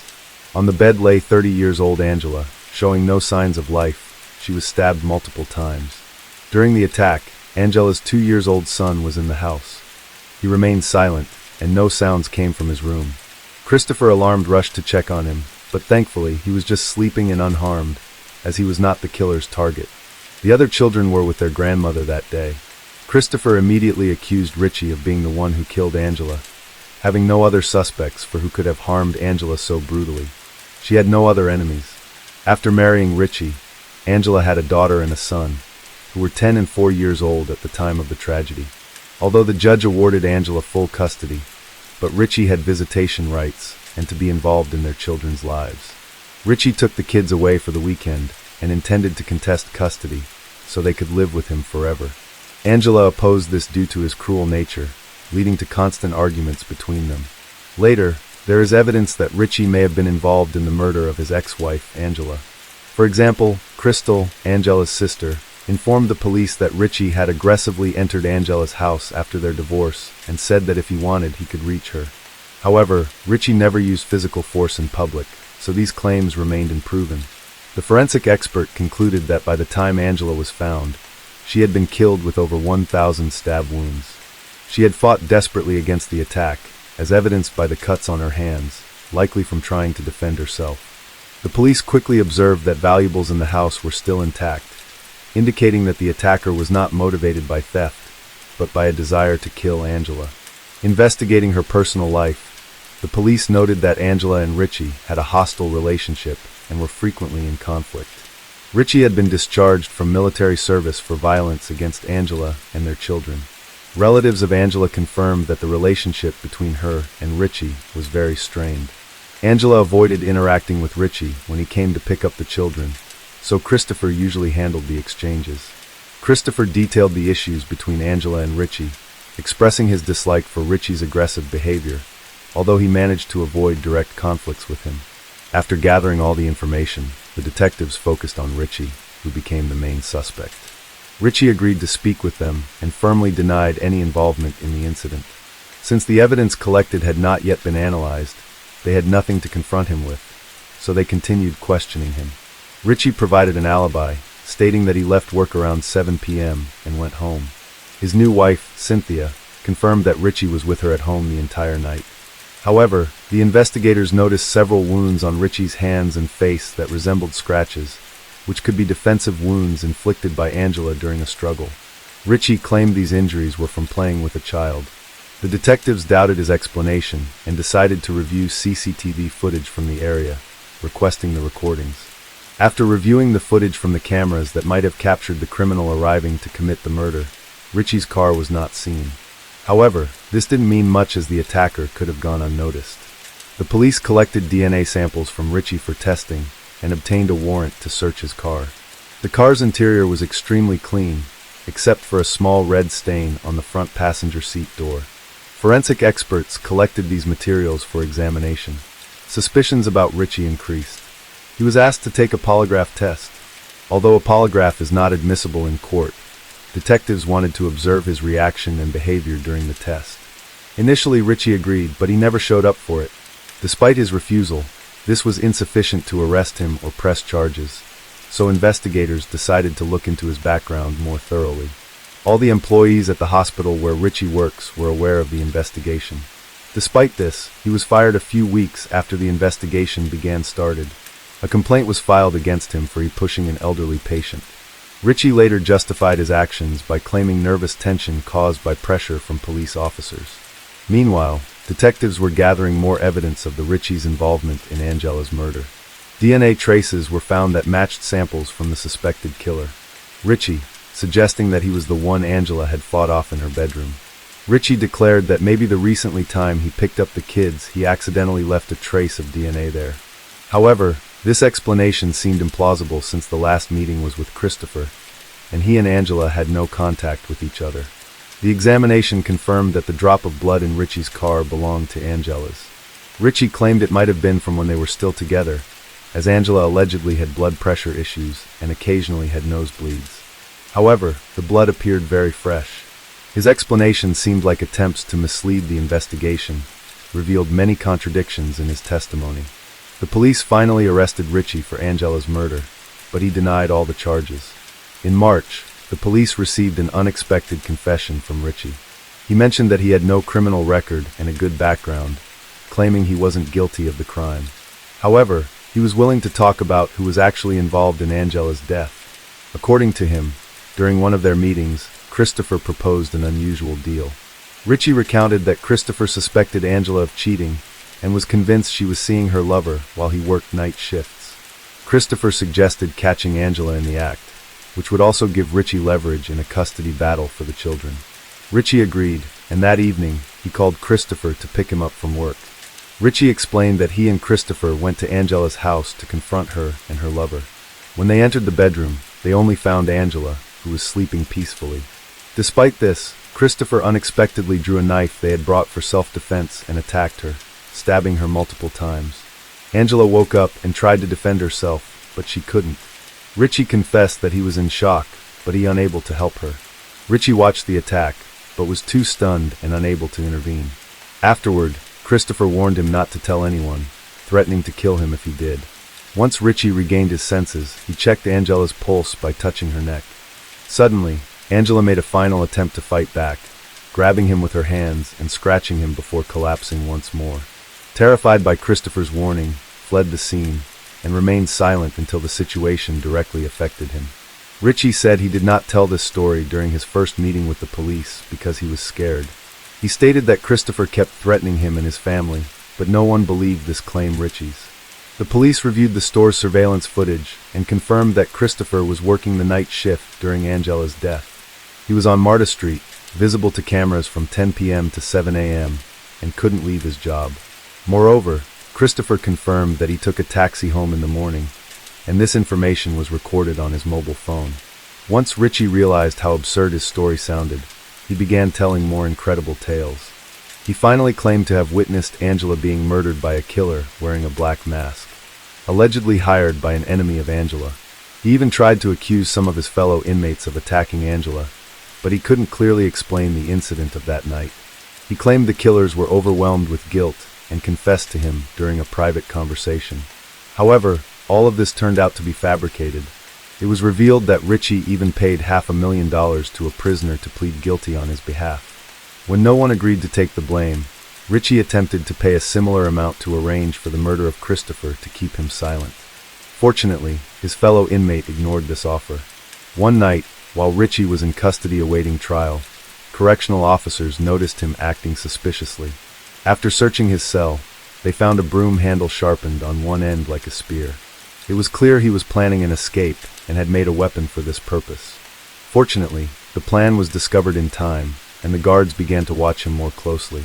As a result, he was never able to carry out any of his plans. Richie's behavior in prison was considered during his trial, and in addition to the murder charges, he faced punishment for attempting to escape. The trial for Angela Wilder's murder began in December 2016. Despite having enough evidence to convict Richie, forensic experts presented the accusations.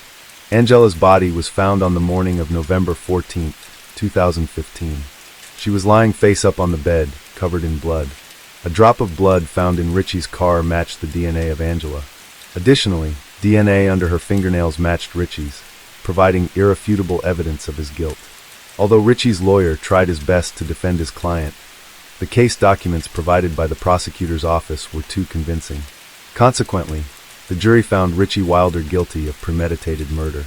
A woman who knew Richie well insisted from the start that the police had made a mistake. She argued that they only focused on Richie due to past conflicts, overlooking other possibilities. She maintained that Richie couldn't be guilty because he had spent the night with her from November 13th to 14th. She believes that he is a trustworthy person who loves children and does not commit domestic violence. However, evidence clearly confirmed his guilt. Richie Wilder received a life sentence in prison without the chance of parole and an extra 5 years for trying to escape. Overnight, Angela's children lost both parents. Richie's new wife, Cynthia, who had hoped for a happy family, could no longer be with her husband. After the trial, Cynthia expressed her disbelief, considering it an injustice. She insisted that Richie was wrongly framed and imprisoned. The case might have ended there, but a friend of Cynthia's kept an eye out. Cynthia frequently talked to this friend after Richie was imprisoned, often steering the conversation towards Angela's murder and the situation. During one discussion, Cynthia mentioned that Angela was supposed to be shot with a gun her husband had, but he changed his mind and used a knife instead. This raised suspicions for Cynthia's friend. It seemed that Cynthia felt no pity at all, and at the same time she knew more than she was letting on about the murder. The police asked this friend of Cynthia's to let them wiretap his chat meeting next with Cynthia, and he agreed. Later, during a heartfelt conversation, he asked why Cynthia was so upset about the crime involving Angela. She clarified that it wasn't the crime itself that bothered her, but the fact that Richie was caught and imprisoned. Cynthia expressed frustration that Richie should have taken more drastic actions like cutting off Angela's fingers, burning down her house, or destroying all evidence to avoid arrest. Cynthia was also angry about a drop of blood the police found inside Richie's car. She confessed that they had worked together to clean up the traces. Cynthia often discusses the importance of committing crimes perfectly, so as to never get caught by the police. Cynthia admitted that they had been planned by both she and Richie for a long time. Richie did not want to share custody of the children with Angela's, and saw the crime as the only solution. Cynthia helped him plan it, but did not participate in the attack itself. Later, this recording was given to the police. Cynthia was arrested in 2018, and the trial began. She claimed that everything on the recording was a lie, and that she was set up. According to Angela, she wanted to impress a friend because she hoped to start a relationship with him, so she thought this story would make a strong impression. Law enforcement officials stated that Cynthia was the only person who knew the situation had the ability to prevent the murder, but she chose not to act. The prosecutor's office offered Cynthia a plea deal for a reduced sentence of 25 years, which she declined. She believed she could avoid responsibility due to the lack of evidence apart from a confession. She maintained her innocence regarding. However, a recording revealed that Cynthia actively participated in planning and preparing for the massacre. She also assisted in disposing of evidence, overseeing the murder, and even attempted to help Richie escape from prison in 2016. Authorities documented these activities and planned to file new charges against her. Cynthia was found guilty of conspiracy to commit murder and attempting to escape, resulting in a life sentence without parole, similar to Richie, who was already serving a sentence. Both Richie and Cynthia appealed their convictions, but their appeals were denied. After the trials, Angela's mother became the legal guardian of the children. The children moved to Jacksonville, Florida, to live with her in September 2017. The court initially ruled that Richie could not have contact with his children.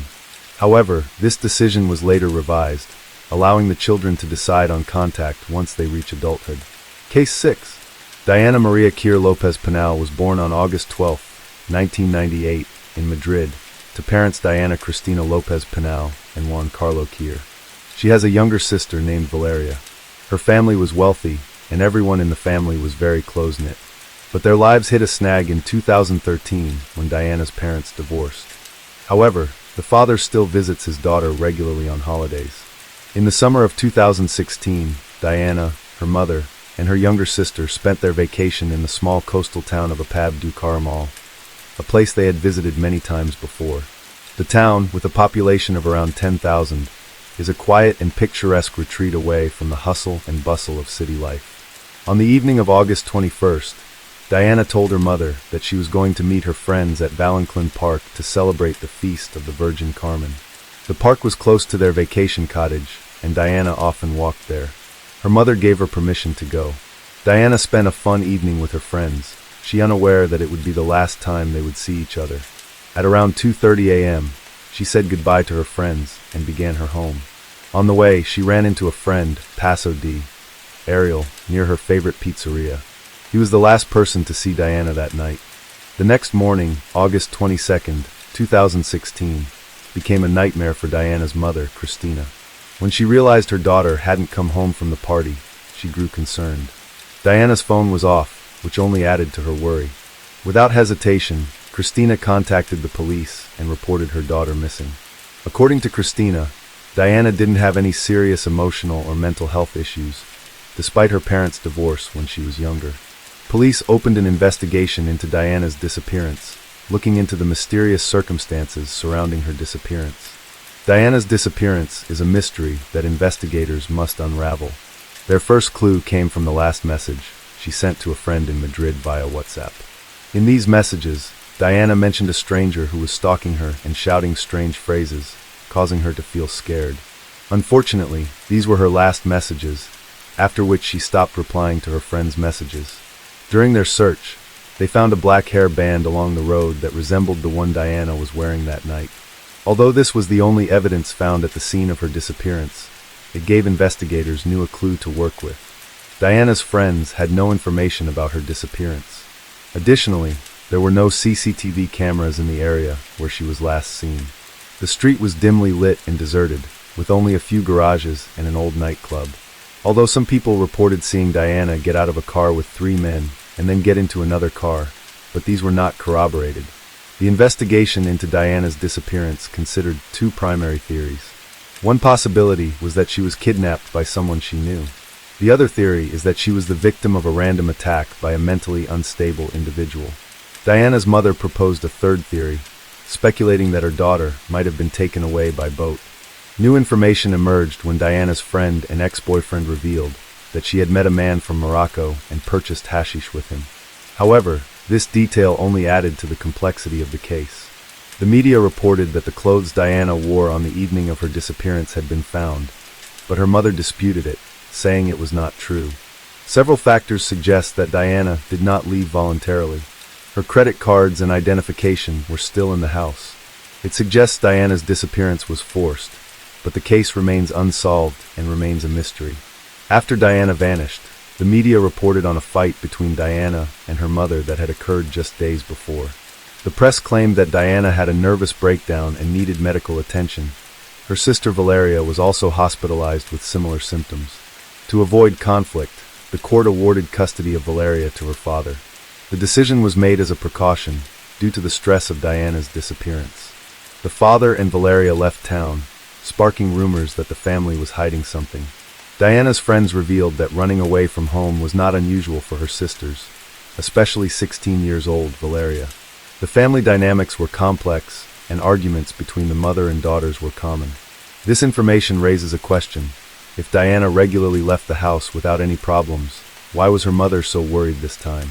On August 31st, Diana's parents failed to appear for a press conference, where they were expected to provide an update on the investigation into their daughter's disappearance. According to the family's lawyer, her parents were too distraught to attend, as they were struggling to accept the possibility of never seeing Diana again. An article published in El Mundo on September 11th revealed new information about the family's situation. Contrary to the mother's claims that Diana did not have mental health issues, it was reported that Diana had previously gone missing for 3 days in April. During this time, she had turned off her phone and told her mother that she no longer wanted to live with her. The mother had not contacted the police, which raised concerns about her response to her daughter's behavior.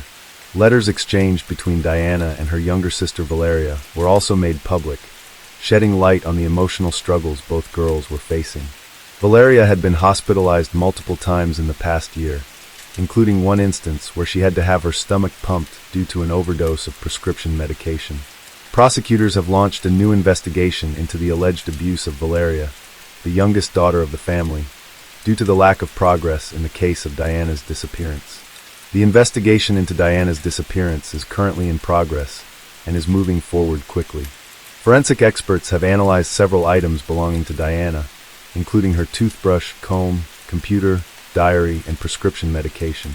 Investigators have also questioned her acquaintances, including a young Moroccan man she had a brief relationship with. Unfortunately, these efforts yielded no results and police searches remained unsuccessful. The police have conducted extensive searches in the surrounding mountains, forests, rivers, and lakes. However, it appears that Diana disappeared at around 3 a.m., and the last signal from her phone was detected in the Tarragon area, 13 miles from her family's location. 72 days after her disappearance, Diana's case remains unresolved. However, police have found a hairband and a cell phone matching the description of Diana's phone. Her father has confirmed that the phone belongs to his daughter. 2 months after Diana went missing, her Facebook profile suddenly became active again. Her friends and family quickly informed the police and provided screenshots. It appeared that the Remind Password feature had been used, allowing someone to access her account without knowing her login details. This led to 2 possible explanations. Either Diana had forgotten her password and was trying to regain access, or someone else was attempting to break into her account. Diana's phone was a key element in the case, but it did not provide any useful information that could help explain her disappearance. The investigation finally made progress on November 10, 2006, when the driver of the car in which Diana was last seen was identified. The driver had a history of being involved in human trafficking, but this information was kept confidential to avoid jeopardizing the investigation. Initially, he had an alibi for the night of Diana's disappearance, as his wife claimed he was with her, which temporarily cleared him as a suspect. On December 25, 2017, a new piece of information came to light that greatly helped the investigation. A girl was attacked by a man who demanded her phone and threatened her with a weapon. She screamed, and a passing couple intervened, saving her from the assailant who attempted to drag her into his car. The traumatized girl quickly contacted the police, providing a description of the attacker and his vehicle's license plate number. The next day, the police arrested 41-year-old Jose Enrique Abuengay, who had a previous criminal record. Significantly, Jose Enrique was the same individual who had been detained in 2016 on suspicion of kidnapping Diana, but was released due to an alibi provided by his wife. Police re-questioned Jose Enrique and his wife. Following the interrogation, the wife admitted that her initial alibi had been false, and in reality, Jose Enrique was away from their home on the night Diana disappeared and did not return until 4 a.m. Jose Enrique initially claimed that he had accidentally hit Diana with his car and, fearing discovery and imprisonment, he had dumped her body. However, he later changed his story, confessing to kidnapping and murdering her. According to Jose Enrique's new testimony, he went to the beach to look for gasoline from abandoned cars, and that's where he met Diana. The confession of Jose Enrique reveals shocking, disturbing information. He kidnapped Diana, attempted to force her into a sexual act, and ultimately strangled her. This shocking confession sheds light on the case, confirming that Diana's disappearance was a heinous crime. The disappearance of Diana Maria Caller Lopez Painel has been a traumatic and lengthy case for her family and those following her case. The investigation lasted 494 days and was heavily covered by the media, with many unfounded and damaging rumors about her parents, causing them great distress and making the investigation more difficult. Despite these challenges, investigators persisted and eventually gathered enough evidence to identify the perpetrator. Diana's loved ones remember her as a beautiful, energetic young woman whose short life was unfortunately ended after an encounter with a violent man. Although Jose Enrique initially withheld information about Diana's whereabouts, he eventually revealed the location of her body, allowing her family and friends to hold a proper burial in January 2018. Her body was discovered in the well of an abandoned warehouse. The perpetrator, Jose Enrique, was sentenced to life in prison with the possibility of parole after serving 35 years. Welcome back, detectives. Let's dive into another horrible case. The case of Bobby and McLeod. Bobby Ann lived with her parents, Donna and Adrian, and her brother Lee in Plymouth, a lively coastal town in southwest England. On November 20th, 2021, Bobby Ann left her home around 5:45 p.m., heading to the bus stop on Sheepstore Road. She had told her father that she was going downtown to meet her boyfriend and friends, something she had done many times before. The bus stop was familiar to her, and she reached it within a few minutes. An hour and a half passed, and Bobby Ann's mother, Donna, sent her a text to check if she had arrived safely. When Bobby Ann didn't reply, Donna tried calling her, but her daughter also didn't answer. This was unusual, and Donna became worried. About an hour later, Bobby Ann's boyfriend called her parents, asking if she was at home. He was concerned because Bobby Ann hadn't shown up for their scheduled meeting, and he hadn't been able to reach her by phone. Bobby Ann's parents called all her friends, but none of them knew her whereabouts. With growing concern, they reported her missing to the police. It was already past 9 p.m.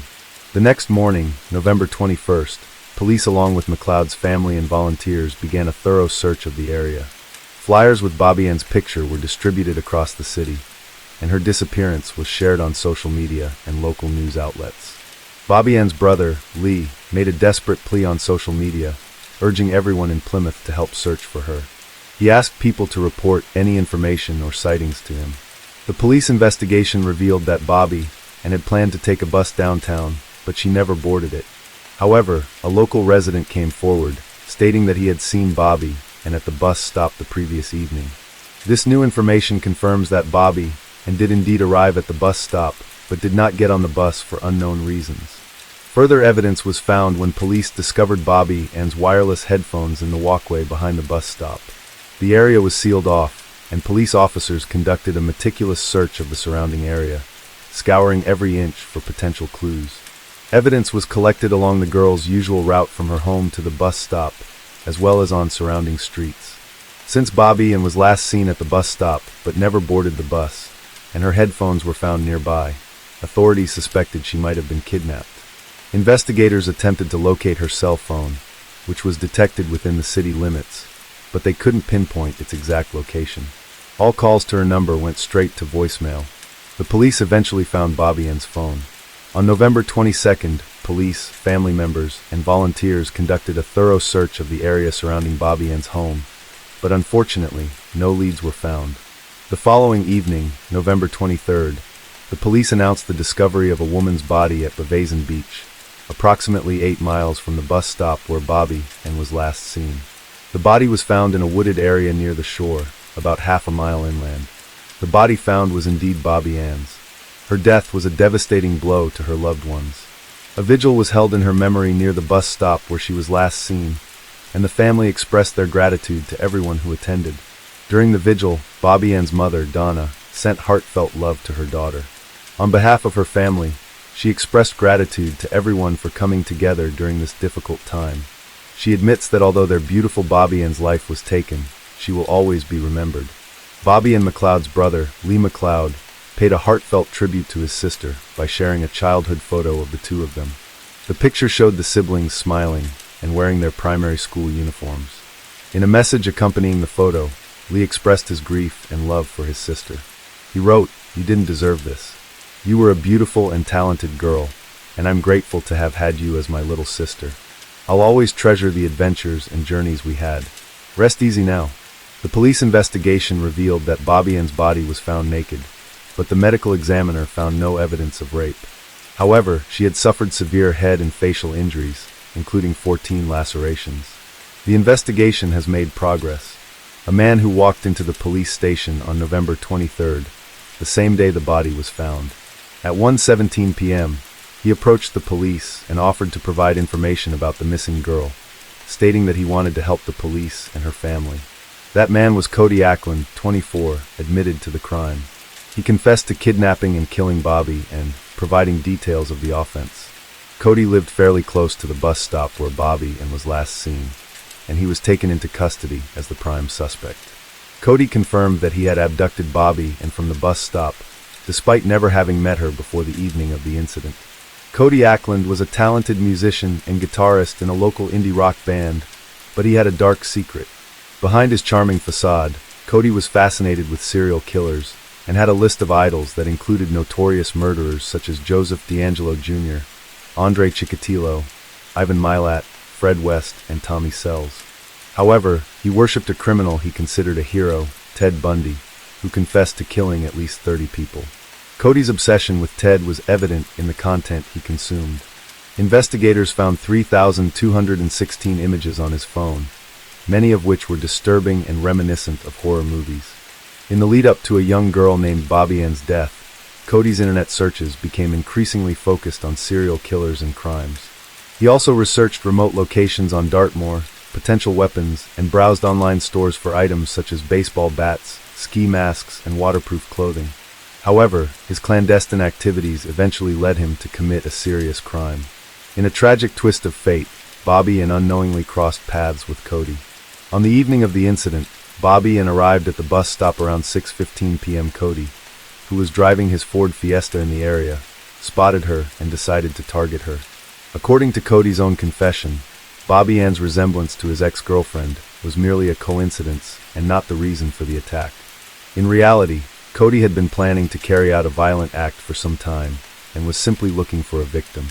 The police investigation concluded that Cody would have carried out his plan regardless of who he encountered, and that Bobby was a random victim.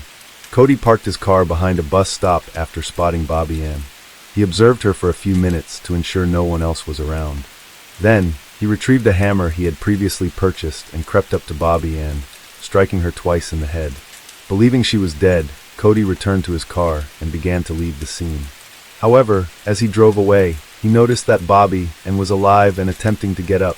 Cody returned to the bus stop, moved Bobby Ann's semi-conscious body to his car, and drove 20 miles to the beloved Forest parking lot in Dartmoor. At 7:45 p.m., he stopped in the parking lot, which was located in a wooded area. His intention was to leave Bobby Ann's body there, but he discovered that she was still alive and conscious. Despite this, Cody did not seek help or take Bobby to a hospital. Instead, he assisted her out of the car. When Bobby Ann expressed her fear, Cody responded by saying he was scared as well, admitting that he had never committed such an act before. He then struck Bobby 12 times on the head with the hammer. In an attempt to destroy evidence, Cody burned Bobby Ann's purse. Even after inflicting severe injuries on Bobby Ann, she was still able to make a noise, prompting Cody to express his surprise for her resilience. Cody had one last opportunity to save Bobby Ann's life, but he chose not to take it. Instead, he claimed to have ended her suffering. He then placed her body in the trunk of his car and drove approximately 30 miles to Bobby's End, where he hid the body after removing his shoes, clothing, and jewelry. He returned home around 10 p.m. and went to bed. The next day, Cody traveled to Tamerden Foley, north of Plymouth, and disposed of the hammer he used in the crime by throwing it into the River Tamar. He also discarded a bag containing his and Bobby Ann's blood-stained clothing in nearby allotments in Coombe Lane. Despite a thorough search, the hammer was never found. On November 21st, Cody spent the day socializing with friends, attending a pizza gathering, a band rehearsal, and a night out at the pub. Those who saw him that day noticed he was in an unusually good mood, happy, joking, and affectionate with his friends. The following day, November 22nd, Cody continued to enjoy himself, buying popcorn and watching a movie at the theater. Meanwhile, police, family, and volunteers were searching for Bobby Ann, and Cody was keeping up with the latest news on his phone. On November 23rd, Cody went to work at a car service company. During his lunch break, he sent a message to a chat room for his music group, expressing his love for them, and also texted his mother to tell her how much he loved her. Shortly after, he went to the police station and confessed to the crime. Shortly after, Cody's band members have issued a statement on Facebook announcing that they are disbanding the group with immediate effect as a mark of respect for the late Bobby and McLeod. They expressed their shock and disbelief at the tragic events, saying their thoughts and prayers are with Bobby and's family and friends, who must be devastated by their loss. The band members explained that they cannot continue as a group and have decided to go their separate ways. They will not be making any further comments at this time. In a separate development, police revealed that they had found physical evidence linking Cody to the crime scene. This included Bobby and's DNA in his car and on his sneakers. The trial of Cody Ackland took place in May 2022. Cody's attorney, Ray Tully, stated that psychiatrists had evaluated Cody and found that he did not have a mental illness. However, Cody had experienced a difficult childhood and had been diagnosed with ADHD, dyslexia, depression, and anxiety. By the age of 19, Cody had a 7-year history of depression. Ray explained that Cody had not received much support or comfort from his family or school life. Specifically, Cody's father had not provided him with the guidance and support he needed. During sentencing, Judge Robert Linford told Cody that his actions were premeditated and brutal. The judge stated that the evidence showed Cody had intended to kill his victim and that the crime was a prolonged and horrific ordeal for the victim. The judge emphasized that Cody had planned and carried out the murder and that the victim's life had been brutally cut short. As a result, Cody Ackland, 24, was sentenced to life in prison. He will serve a minimum of 31 years before being eligible to apply for parole. Case: the case of Susan Wright. Susan Lucille Wright was born on April 24, 1976, in Houston, Texas, to parents Velma Sue and Jimmy Lawrence Wright. She was the eldest of 2 children and had a biological sister named Cindy. As a child, Susan was active, sociable, and creatively talented. During her school years, she developed a passion for dancing and aspired to become a choreographer. With her bright and attractive appearance, as well as her slender figure, she drew many admirers and being the center of attention. After completing high school, Susan tried, but was unsuccessful in getting into college. To raise funds for her future education, she decided to take some time off. During this period, she found work as a dancer at a well-known nightclub, performing partially nude on stage. She decided to leave her job and use her savings to enroll in evening courses at a nursing school. To support herself and maintain her independence, Susan took a job as a waitress at a restaurant while pursuing her studies. However, she soon discovered that medicine was not her real passion and had trouble paying for her studies. Consequently, she stopped attending her classes to concentrate on her job. In the summer of 1997, 21-year-old Susan met her future husband, Jeffrey Andrew Wright, at the Galveston restaurant where she worked. He was immediately drawn to her beauty and radiant smile, becoming a regular customer and leaving generous tips. After some time, Jeffrey mustered the courage to ask Susan for her phone number. He would call her daily, sometimes multiple times a day, to arrange romantic dates and surprise her with small gestures, such as sending flowers with heartfelt notes to her workplace. In the evenings, he would meet her and walk her home. The man was 8 years older than Susan, but she didn't consider this a significant issue. He was charming, attentive, and caring, which quickly won her over. However, it soon became apparent that Jeffrey struggled with alcohol and substance abuse. He claimed to have overcome his addiction to drugs and promised to quit drinking entirely. Susan, being young and in love for the first time, believed him. She thought that their love could conquer any obstacle. Shortly after, Susan discovered she was pregnant and excitedly shared the news with Jeffrey. Although he seemed pleased about becoming a father, he didn't take any decisive action, such as proposing or suggesting they move in together. Confused by Jeffrey's behavior, Susan took matters into her own hands. She insisted that their child should be born within a married family, and Jeffrey agreed to her terms. By the time they officially got married, Susan was already 8 months pregnant. They chose to have a quiet, intimate wedding without guests or celebrations, rather than a grand ceremony. Around this time, they purchased a home in a quiet area of Harris County, Texas, and moved in a couple of weeks before the birth of their child. In December 1998, they welcomed their first child, a son named Bradley, and appeared to be the perfect family.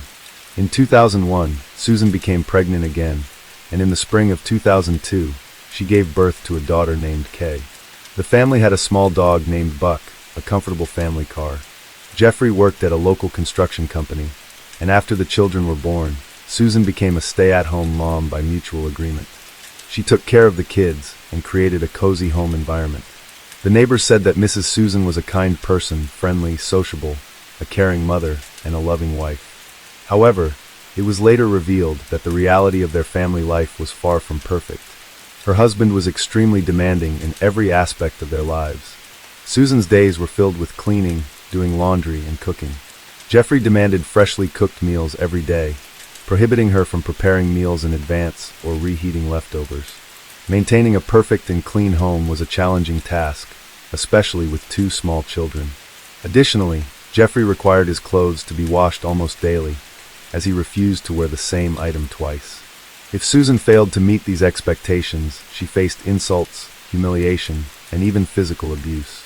Moreover, Jeffrey was extremely frugal, providing Susan with a meager weekly allowance of $100 to cover all household expenses, including cooking, childcare, and maintenance. Susan had to keep track of every expense, giving receipts to her husband Jeffrey. However, Jeffrey's behavior was a bigger issue.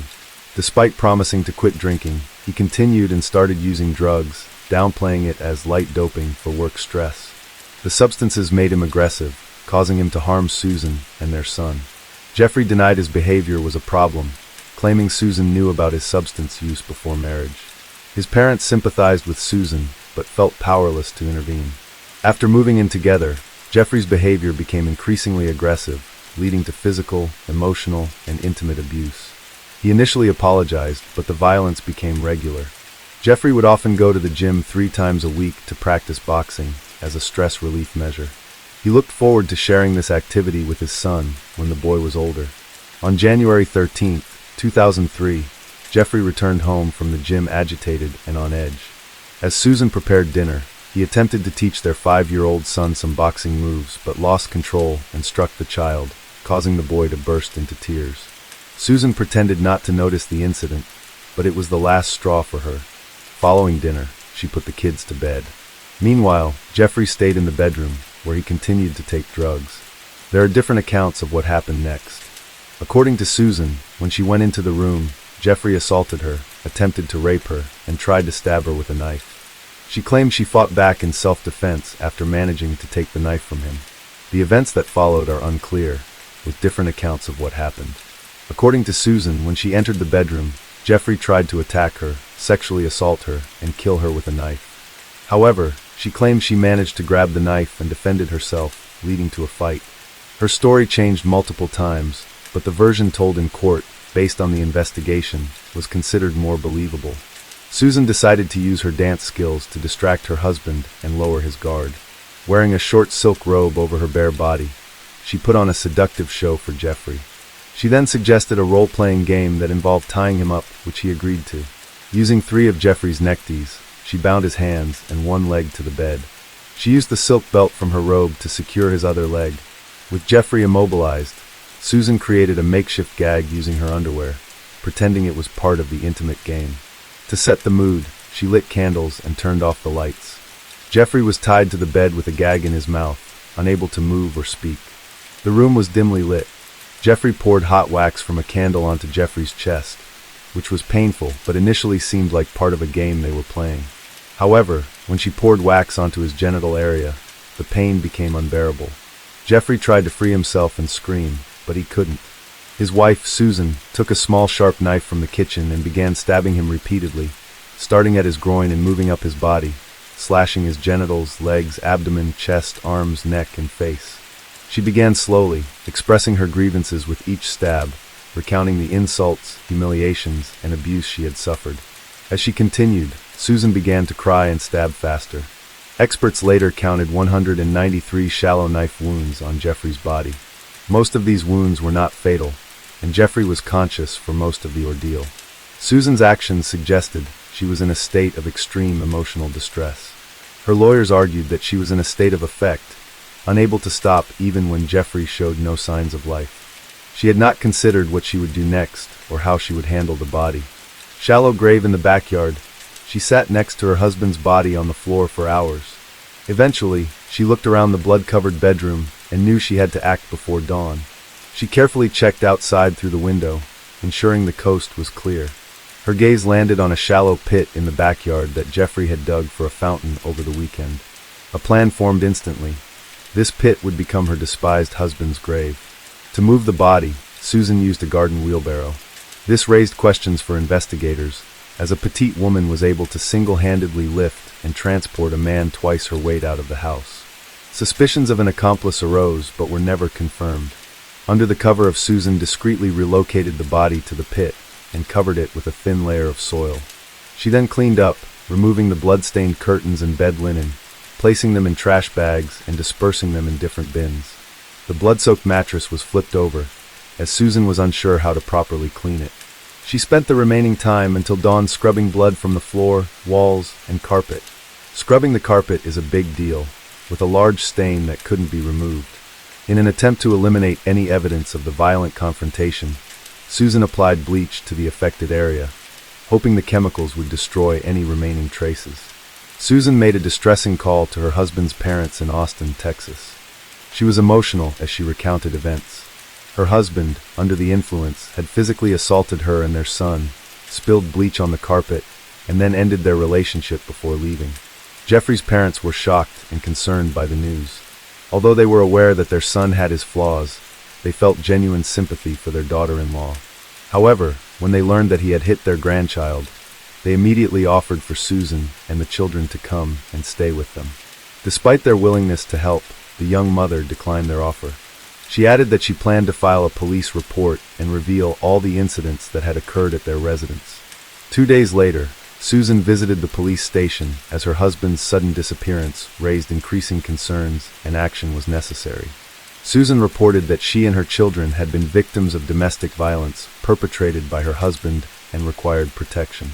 She successfully obtained a restraining order against her husband, preventing him from approaching her and the children, although she was already aware that he would never be able to come near them again. As evidence, Susan presented bruises and cuts on her arms, which she alleged were inflicted by her husband using keys when she attempted to defend herself. Additionally, Susan had a small bruise on his face and corroborated that his father had struck him. At first, the tearful woman's story seemed believable and logical. She claimed her husband, under the influence of alcohol and substances, had attacked her and their young son. Then, realizing what he had done, he became scared and fled. However, over time, suspicions grew because Jeffrey had not contacted anyone. He appeared to have run away without his belongings, documents, or mobile phone. He didn't show up for work or visit his parents, and none of his friends or neighbors had seen him. It was as if he had vanished. Susan found it unbearable to stay in the house where she confronted her husband. She couldn't shake the feeling he was still alive and would rise for revenge. She was losing her grip on reality. Even their dog Buck sensed it, constantly barking and trying to dig up the yard where Jeffrey was buried. On January 17th, Susan went to her mother's house with her children. When her mother saw her daughter in person, she fully realized the severity of the situation. Even though she had already been aware of it, Velma directly asked if she had killed her husband, and her daughter broke down in tears, nodding in admission.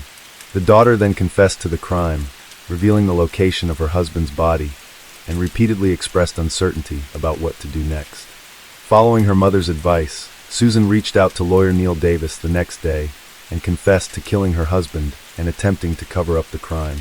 After gathering all the details, the experienced defense attorney considered possible scenarios and contacted the Harris County District Attorney's Office on January 19th. Davis reported Susan's confession, including the burial of her husband's body in their backyard, and stated that she was willing to provide a full statement at the police station. On January 24, 2003, Susan voluntarily went to the police station, intent on making a full confession. However, her account was disjointed, with confusing details and occasional contradictions. She sometimes referred to her late husband as if were still alive, expressed fear of him, and requested protection. Consequently, Susan underwent a psychiatric evaluation. The results revealed she had suffered a nervous breakdown and was experiencing depression. Despite this, the evaluation found that Susan was still capable of understanding the actions she had taken. When investigators uncovered the remains of Jeffrey from the makeshift grave in the backyard, they were shocked by the brutality of the scene, having never encountered. Experts counted a total of 193 knife wounds on the victim's body, distributed across various areas, including the groin, legs, shoulders, arms, abdominal area, chest, neck, and face. The majority of these wounds were superficial, meaning they were not life-threatening on their own. However, one head wound was severe enough to have caused death.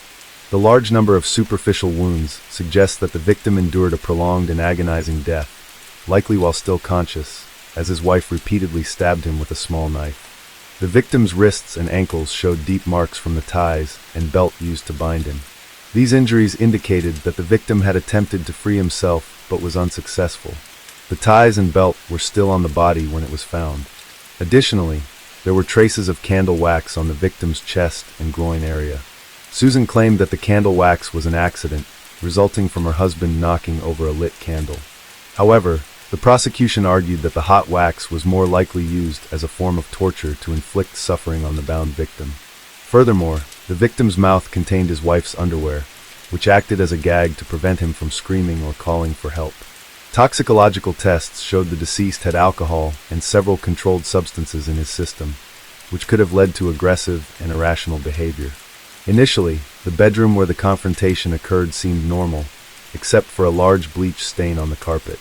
However, upon closer inspection using special chemical agents and equipment, it became clear that Susan had spent considerable time cleaning up the scene. Once wiped-away blood traces were revealed, the true extent of the violence became apparent.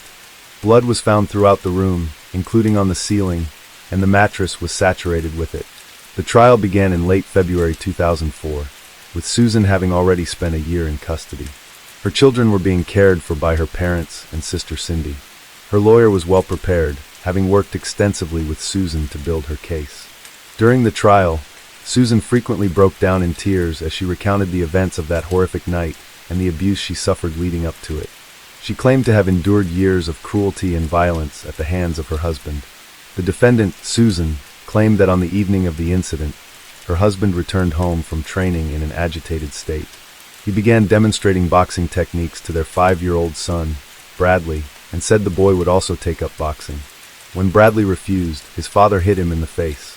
Susan put the children to bed and then tried to have a serious talk with her husband, urging him to seek help at a clinic. However, he became angry, grabbed his keys, and tried to leave. Susan attempted to stop him, which led to a struggle that caused injuries to her palms and wrists. According to Susan, her husband then struck her, causing her to fall and momentarily lose her bearings. After regaining composure, Susan saw her husband Jeffrey holding a knife, but her testimony became inconsistent. Her lawyer argued she was in a state of affect, leading her to seize the knife and strike Jeffrey. Susan claimed she secured him to a cart with ties and a belt after the confrontation, and candle wax accidentally landed on his body. However, the defendant had no explanation for why her underwear was found in the victim's mouth. In contrast, the prosecution presented a more convincing and logical case. Expert testimony revealed that the victim's wrist and ankle wounds were inflicted before death, likely as part of a ruse to restrain the victim. This also provided a plausible explanation for the gag in the victim's mouth. Additionally, the angle of the injury suggested that the perpetrator was positioned on top of the victim, rather than struggling with him, which would have resulted in different injury patterns. All the cuts on the victim were inflicted from the front, indicating that the attack occurred while he was lying on his back, unable to move. It was unclear whether Susan had planned her husband's murder in advance and intentionally used the pit he dug for a fountain as a makeshift grave. Prosecutors, however, suspected that she had carefully orchestrated the crime, motivated by the potential insurance payout. The case drew widespread media attention, with Susan being labeled the blue-eyed butcher or blonde meat grinder by the press. Jeffrey's family demanded the harshest possible sentence, while many of their neighbors felt sorry for Susan, recalling instances where she had bruises that she attributed to her own clumsiness, but which may have been signs of physical abuse. Prosecutors initially sought a life sentence for Susan, but later reduced their request to 45 years in prison. In March 2004, she was found guilty and sentenced to 25 years. She showed no emotion when the judge delivered the verdict, appearing detached from the proceedings. A year later, her lawyer's attempt to appeal the decision was rejected. In 2008, Susan and her defense team filed another appeal, which was influenced by new testimony from a previously unknown witness. Misty McKell, wife of former NFL champion Steve McKell, was a key witness. She had a lengthy relationship with Jeffrey Wright in the mid-1990s and was briefly engaged to him. However, she suffered physical abuse, humiliation, and cruel treatment from Jeffrey, leading her to end the engagement and cut ties. Following this new information in Jeffrey's testimony, Susan's prison sentence was reduced to 20 years. She became eligible for parole in 2014 at age 38, but was denied. A second denial followed in July 2017. After 16 years in prison, Susan Wright was released in the winter of 2020 at age 44. She was met by reporters and photographers, causing her to break down in tears and ask to be left alone. Her trial received extensive media coverage, including a broadcast on Court TV. Case 8. The case of Katrina Ashley Edlund Smith. Katrina Ashley Edlund was born on July 16, 1982, to her mother Vicky. She had two siblings, an older brother named Chad and a younger sister named Miranda, who looked up to Katrina as a role model. As children, Miranda would often try on Katrina's clothes and use her makeup, admiring her older sister and wanting to be just like her. As the years passed, Katrina and Miranda formed a strong bond, becoming more like best friends than sisters. Katrina grew up in Mosney Park, Illinois, a suburban community outside the city, after her parents separated and she lived with her mother. Those who knew Katrina described her as a kind, fun-loving person who cherished the holiday season and enjoyed giving humorous gifts to her friends and family. She was deeply involved in her church and had a strong desire to help others, always willing to lend a hand to those in need. Despite her happiness, Katrina longed to find love and thought she had found it when she met Todd Smith at a bar when she was 20 years old. Todd, a self-employed financial planner, had 3 daughters and worked from home. He met Katrina, and despite their differences, they clicked. Todd's flexible schedule allowed them to travel frequently. After 3 years together, Todd proposed to Katrina, and she happily accepted. They planned a small wedding in a local park, and Katrina was thrilled about their future. She loved Todd's daughters and was eager to build a life with him. Katrina's family, including her Vicky and siblings Chad and Miranda, adored Todd and thought he was an excellent match for Katrina. They trusted him to take care of her and believed the couple was meant to be. After marrying, Katrina and Todd settled in Mosney Park and started their new life together. On October 20th, 2012, Katrina, 30, called her mother and said she was house-sitting for a friend. During their conversation, she mentioned she would visit for dinner on October 24th and had news to share. Vicky suspected that something was amiss, but she couldn't quite put her finger on what it was.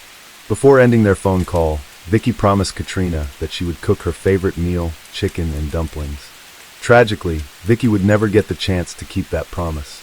Days later, Katrina vanished, and Vicky would never lay eyes on her again. On October 23rd, at 5 p.m., Todd, Katrina's husband, called 911 to report her disappearance.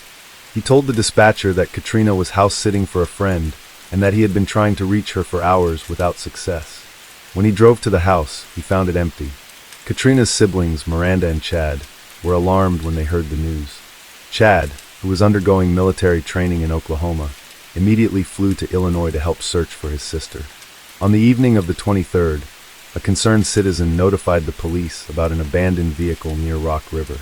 The caller reported that the car was not parked on the road, but rather in an easement, suggesting it had been hastily abandoned. When authorities arrived to investigate, they ran the license plate and identified it as belonging to Katrina Smith. Upon inspecting the vehicle, the officer found no signs of a struggle or any trace of Katrina herself. Katrina's mother, Vicky, was adamant that her daughter's disappearance was a clear indication of foul play when she learned that Katrina's car had been abandoned in an unfamiliar area. It was the only logical explanation to Vicky. If Katrina's car was found in that location, someone must have taken her and left the car there. Following the discovery of her car, Katrina's case was officially categorized as a missing person, and the search efforts intensified significantly. On October 12th, at 11 p.m., the police took Todd Smith in for a formal interview at the Winnebago County Sheriff's Department. During the interview, Todd told the detective that he last saw his wife, Katrina, on October 10th, not October 22nd. He stated that Katrina had come home briefly to do laundry in preparation for a big job interview the following day. According to Todd, While the laundry was in progress, Katrina left to go to the mall to make a purchase, and returned home at 8:30 p.m. Todd reported that Katrina briefly returned home, before leaving again to make one last stop. She had told him she needed to complete an errand before returning to the house she was watching for a friend. The next day, after Katrina was declared missing, Todd made an emotional appeal to the media, pleading for her safe return. Overcome with emotion, he broke down in tears as he begged for anyone with information about her whereabouts to come forward. As the search for Katrina continued, search teams composed of officers and volunteers worked tirelessly to find her. They focused their efforts on a nearby park, where Katrina's car had been abandoned, hoping to find evidence or clues about her disappearance. When Katrina's brother Chad arrived in Illinois from his army training in Oklahoma, he joined the search for his missing sister at the park.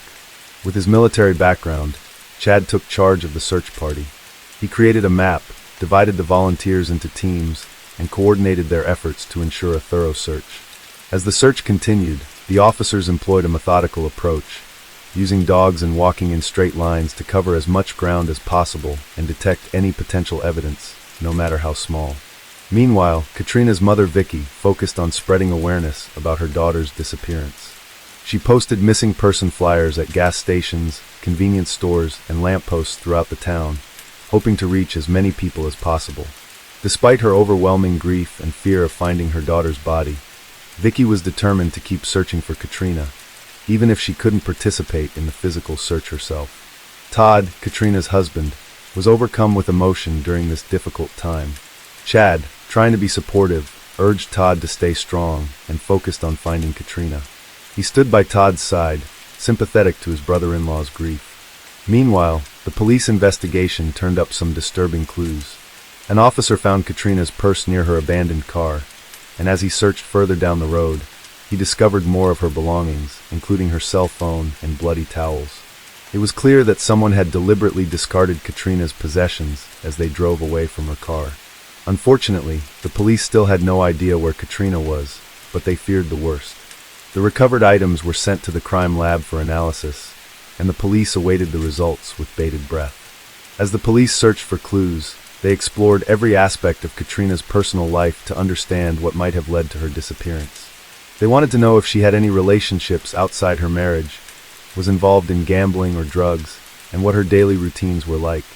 To gather this information, they interviewed her friends and family. Everyone they spoke to described Katrina as a kind, responsible person who always put her duties first and avoided anything risky. Her loved ones said she was dedicated to her job and had a strong work ethic. They also reported that she never showed any signs of addiction or irresponsible behavior. The people who knew Katrina described her as a loyal partner and a hard worker who always did the right thing. During the investigation into her disappearance, a woman came forward with an interesting clue. She claimed to have seen a blue car, similar to Katrina's, parked on a bridge over Rock River on the night she vanished. The trunk was open, and someone was kneeling behind it. Although the witness couldn't describe the person's gender or race, her tip led the police to suspect that Katrina might have been a victim of foul play and ended up in the river. However, they still needed concrete evidence to support this theory. The police continued to investigate Katrina's disappearance, looking into potential motives and suspects. Despite seeming to have a happy marriage, her husband Todd was still a person of interest. As the authorities knew that hidden conflicts or secrets can exist in any relationship, their inquiry led them to a teenager in town who had previously shown an unhealthy obsession with Katrina. Earlier in the year, Katrina had confided in friends about the boy's behavior, including allegations of voyeurism, such as spying on her through her bedroom window. This had made Katrina increasingly anxious at the time. Although the boy's activities had stopped when he left for college, the police wondered if he might have returned and resumed stalking Katrina. They devoted significant resources to finding him. 3 days into the search, crucial clues were discovered on Katrina's cell phone, which was being examined at the crime lab. The phone proved to be a crucial source of evidence for the investigators. By examining Katrina's cell phone records, they uncovered a wealth of information, including her text messages, call logs, pictures, videos, and GPS location data. This information enabled the police to reconstruct a more accurate timeline of Katrina's activities. The investigation revealed that Katrina was having an affair with a coworker, Guy Gabriel. Initially, they had met after work and developed a connection that eventually turned romantic. However, a background check on Guy Gabriel exposed a troubling history of domestic violence. Additionally, the detectives found text messages in which Guy Gabriel demanded that Katrina leave her husband Todd for him. Given Guy Gabriel's violent past and his messages to Katrina, he became the top suspect in her disappearance. The police suspected that Guy Gabriel might have reacted violently towards Katrina because she refused to leave her husband for him. When Katrina's family discovered her affair with Guy, they were shocked and disbelieving. The seemingly perfect couple, Katrina and Todd, had hidden a dark secret. The news of Katrina's infidelity devastated Todd, who was unaware of the affair until the police investigation. Guy Gabriel was questioned by the police at the station, and although he appeared nervous, he admitted to the affair but denied any involvement in Katrina's disappearance. He claimed to have been at work on the night she went missing. During the investigation, the police uncovered an incident that had occurred 2 weeks before Katrina's disappearance. Witnesses reported that a black Volkswagen Jetta had sped through the parking lot of the auto shop where Katrina and Guy worked, causing a scene during lunchtime. A mysterious driver in a VW Jetta threw a stack of flyers out of the car's sunroof, scattering them among the employees gathered outside. The flyers contained a derogatory remark about Katrina and Guy Gabriel's relationship, but the identity of the driver remained unknown. Meanwhile, the police questioned Katrina's hairstylist, who shared that Katrina had confided in her about feeling unsafe and threatened. Katrina had even considered buying a gun for protection, and had become paranoid about being followed. She had gone so far as to take her phone to a store to check for a tracking device, suspecting that someone was monitoring her movements. At the police garage, crime scene investigators searched Katrina's car for clues, and used a special chemical called luminol to detect blood. They found a large amount of blood in the trunk. Meanwhile, a firefighter pulled a mysterious object from the water, which turned out to be a severely decomposed female body. The body was difficult to identify due to its condition. At the medical examiner's office, dental experts compared the body's teeth to Katrina Smith's dental records and confirmed that the body belonged to her. The autopsy revealed that Katrina's cause of death was blunt force trauma to the head. Katrina's family was devastated by the news, and her mother, Vicky, was in disbelief. The police cleared the teenage boy who had been allegedly stalking Katrina as a suspect after verifying his alibi. The police then turned their attention to Guy Gabriel, Katrina's boyfriend outside of her marriage. Guy provided an alibi, claiming he was at work during the time of Katrina's disappearance and murder. His managers and co-workers corroborated his alibi, and the police cleared him as a suspect. Although Guy was no longer a suspect, the police asked for his perspective on who may have hurt Katrina. Guy revealed that Katrina's husband, Todd, exhibited controlling behavior and encouraged Katrina to leave her marriage.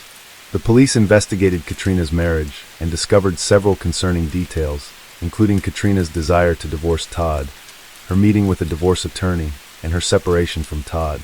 The police suspected Todd of being behind the mysterious flyer incident at Katrina's workplace. Their suspicion grew stronger when they discovered that Todd had test-driven a black Jetta, similar to the car involved in the flyer incident, around the same time it occurred. When the police informed Katrina's family that Todd was the prime suspect in her murder and was already in custody, they were shocked and devastated. Katrina's mother, Vicky, was particularly affected, feeling physically ill at the thought that Todd could be responsible for her daughter's murder. The police also discovered that Todd's financial investment company was facing legal troubles, providing a potential motive for the crime. Katrina was the sole breadwinner for her family, since Todd was unemployed. The police suspected that Todd might have motive to kill his wife, as he would gain access to their funds if she left him and their daughters. To gather evidence, the police obtained a search warrant for the couple's home. During the search, they found a baseball bat in the garage with brays of blood on it, which led them to believe it might be the murder weapon. The autopsy revealed that Katrina's injuries were consistent with blunt force trauma, suggesting a bat was used. A DNA test confirmed that the blood on the bat was Katrina's, linking the bat to the crime. The police also found a clean area under the car, which seemed suspicious. Further examination revealed that the blood stains matched Katrina's DNA profile. 30 days after Katrina's murder, Todd was arrested and charged with her killing, bringing relief to her family. At his trial, the prosecution presented evidence that Katrina had recently visited a divorce attorney, indicating marital problems. On the night of the murder, Katrina had gone to Todd's house to do laundry for a job interview the next morning. The prosecution alleged that Katrina told Todd their marriage was over, triggering his violent reaction. They claimed that Todd grabbed a baseball bat, killed Katrina in the garage, and then disposed of her body by throwing it off a bridge at Rock River. The jury found Todd guilty and sentenced him to 55 years in prison. Case 9. The case of Anna Marie Cochran Rintola. Anna Marie Cochran Rintola was born on July 30, 1972, in Springfield, Hampton County, Massachusetts, USA. She graduated from Cathedral High School and received training at an emergency services school in Granby, Connecticut. After completing her training, she joined AMR Ambulance Medical Services and worked as a paramedic in Springfield and Holyoke. With a deep passion for her work, she always feels happy when she can help others in their difficult times and even save their lives.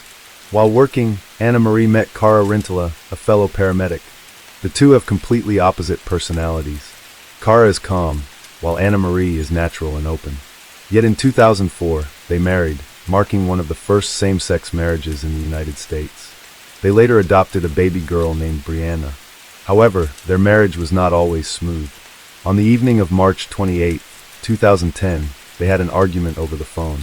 During this time, a friend of Cara visited their home, and when Anna Marie called from work to check in, she overheard the friend's voice. The friend's presence, without Anna Marie's prior knowledge, left her feeling betrayed. She believed Cara's failure to inform her of the visit was an act of disrespect. Around midnight, she texted Cara, expressing her frustration and stating that she hated their relationship. The following evening, on March 29th, Cara returned home to find Anna Marie dead at the bottom of the basement stairs in their Granby, Massachusetts home. When police arrived at the scene, they found Cara clutching Anna Marie's body, crying and screaming in despair. Initial investigations revealed that Anna Marie had been strangled, sustained head injuries, and that her body was covered in bright paint. Cara told police that Anna Marie had returned home around 8:30 a.m. after finishing her overnight shift. They had coffee together, played with their daughter Brianna, and had lunch. In the afternoon, Anna Marie asked Cara to take Brianna out so she could rest before her next shift that evening. Cara claimed she left the house around 3 p.m. and returned at 7 p.m., at which point she discovered Anna Marie unresponsive at the bottom of the basement stairs. She immediately took Brianna to a neighbor's house and asked them to call 911 before turning around and holding Anna Marie tightly until police arrived. During the investigation, it was revealed that Anna Marie's romantic life prior to her death was complicated. She had been involved in a relationship with Mark Oleksic, a married man she met through her job. Initially, they were just colleagues, but over time, they grew closer. On the day of her death, she texted Mark, asking if he could pick her up at Best Buy at 6 a.m. Additionally, Anna Marie, who loved to shop, convinced Mark to co-sign 3 credit cards, including one with an outstanding balance of about $7,000. When questioned by authorities, Mark provided an alibi, claiming that on the day of Anna Marie's death, he had been out shopping and had receipts to prove it. Prosecutors also confirmed that there was no evidence suggesting Mark was angry about the debt, and Anna Marie had in fact paid him back. During her breakup with Cara a year before Anna Marie's death, she also rekindled her relationship with her ex-girlfriend, Springfield Police Officer Carla Daniele. During this time, she owed another $10,000 to Danielle's account before deciding to get back together with Cara in late 2009. However, at the time of the incident, Daniele was at the gym about half an hour away from the scene, and surveillance footage proved Danielle's testimony to be accurate. With no other clues to continue their investigation, detectives returned to focusing on Cara. Upon closer investigation, they discovered that Cara and Anna Marie's relationship was not only strained, but also violent. Colleagues had observed bruises on Anna Marie's body, although she often dismissed them as accidental injuries from bumping into objects. In 2008, Cara was arrested for assaulting Anna Marie, but she later withdrew the charges. Financial stress likely exacerbated their problems, as both were dealing with significant debt. Anna Marie owed $33,510 in credit card debt, while Cara owed $35,000. Additionally, Anna Marie had a habit of overspending and had secretly opened a credit account under Cara's name without Cara's knowledge. In 2009, Anna Marie and Cara each filed for divorce, but never finalized the process. During their separation, Anna Marie temporarily moved into her own apartment in South Hadley, but they reconciled in November of that year. In early 2010, In an effort to repair their relationship, Anna Marie and Kara took their daughter Brianna on a Caribbean cruise, hoping to start fresh. Investigators began questioning the timeline provided by Kara. According to her account, she left home around 3 p.m. that day, but she was not spotted on any surveillance cameras until around 5 p.m. At that time, the cameras showed Kara throwing a rag into a trash bin in the parking lot of a McDonald's in Holyoke. Upon testing, DNA traces belonging to Anna Marie were found on the rag. 2 weeks later, Kara filed a claim for Anna Marie's $512,000 life insurance policy.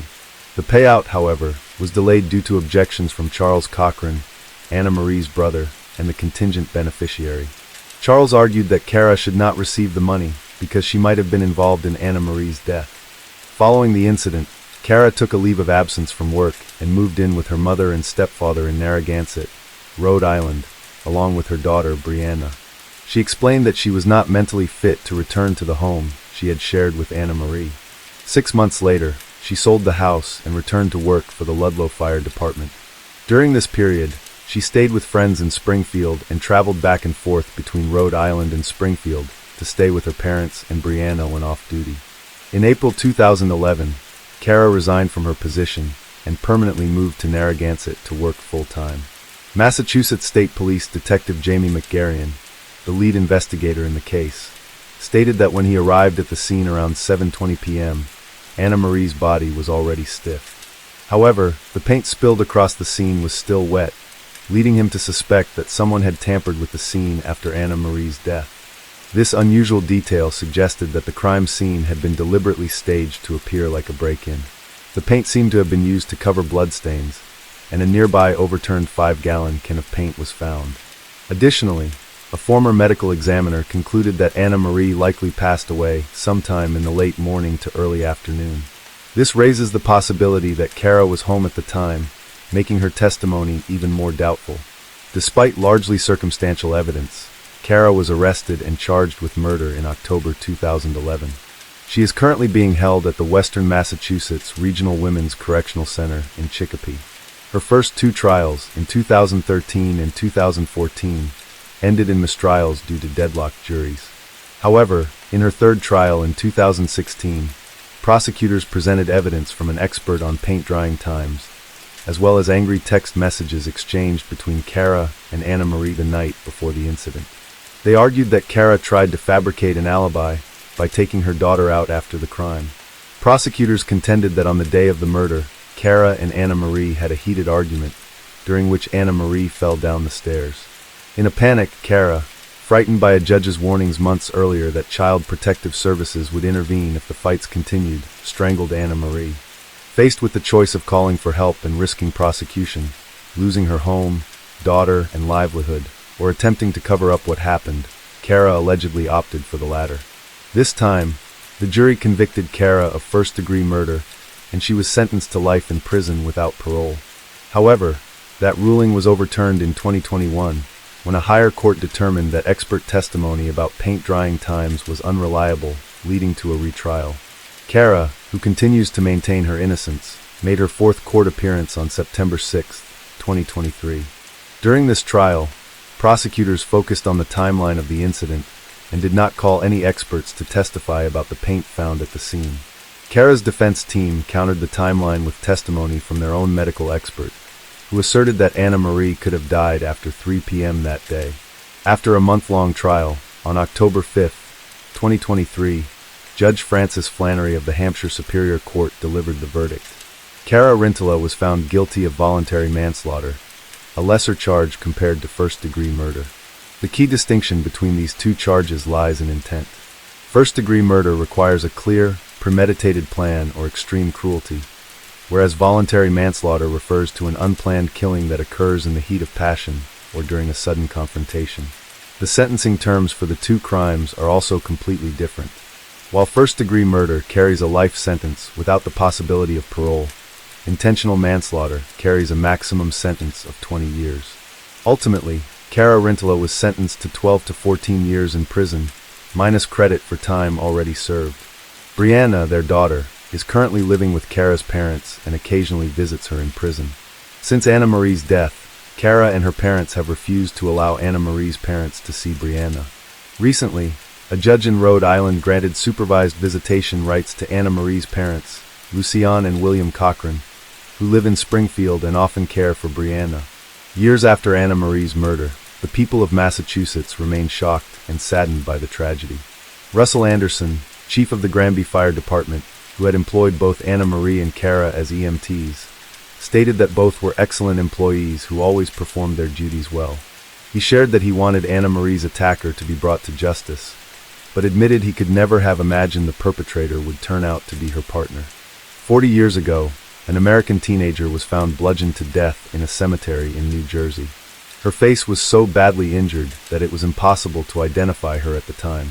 The American public began to refer to her as Princess Doe, the Jane Doe who had died too young. For 4 decades, her real name has been a mystery until now. Hi, and welcome to Mysterious 7. I'm Michael, and today's episode, I'm going to take you guys through the story of how Princess Doe was killed, how her identity was revealed, and how her killer was finally caught. Let's get right into it. Princess Doe was a previously unidentified American teenager from West Babylon, New York. She was found murdered in Cedar Ridge Cemetery in Blairstown, New Jersey, on the 15th of July, 1982. Her face had been bludgeoned beyond recognition.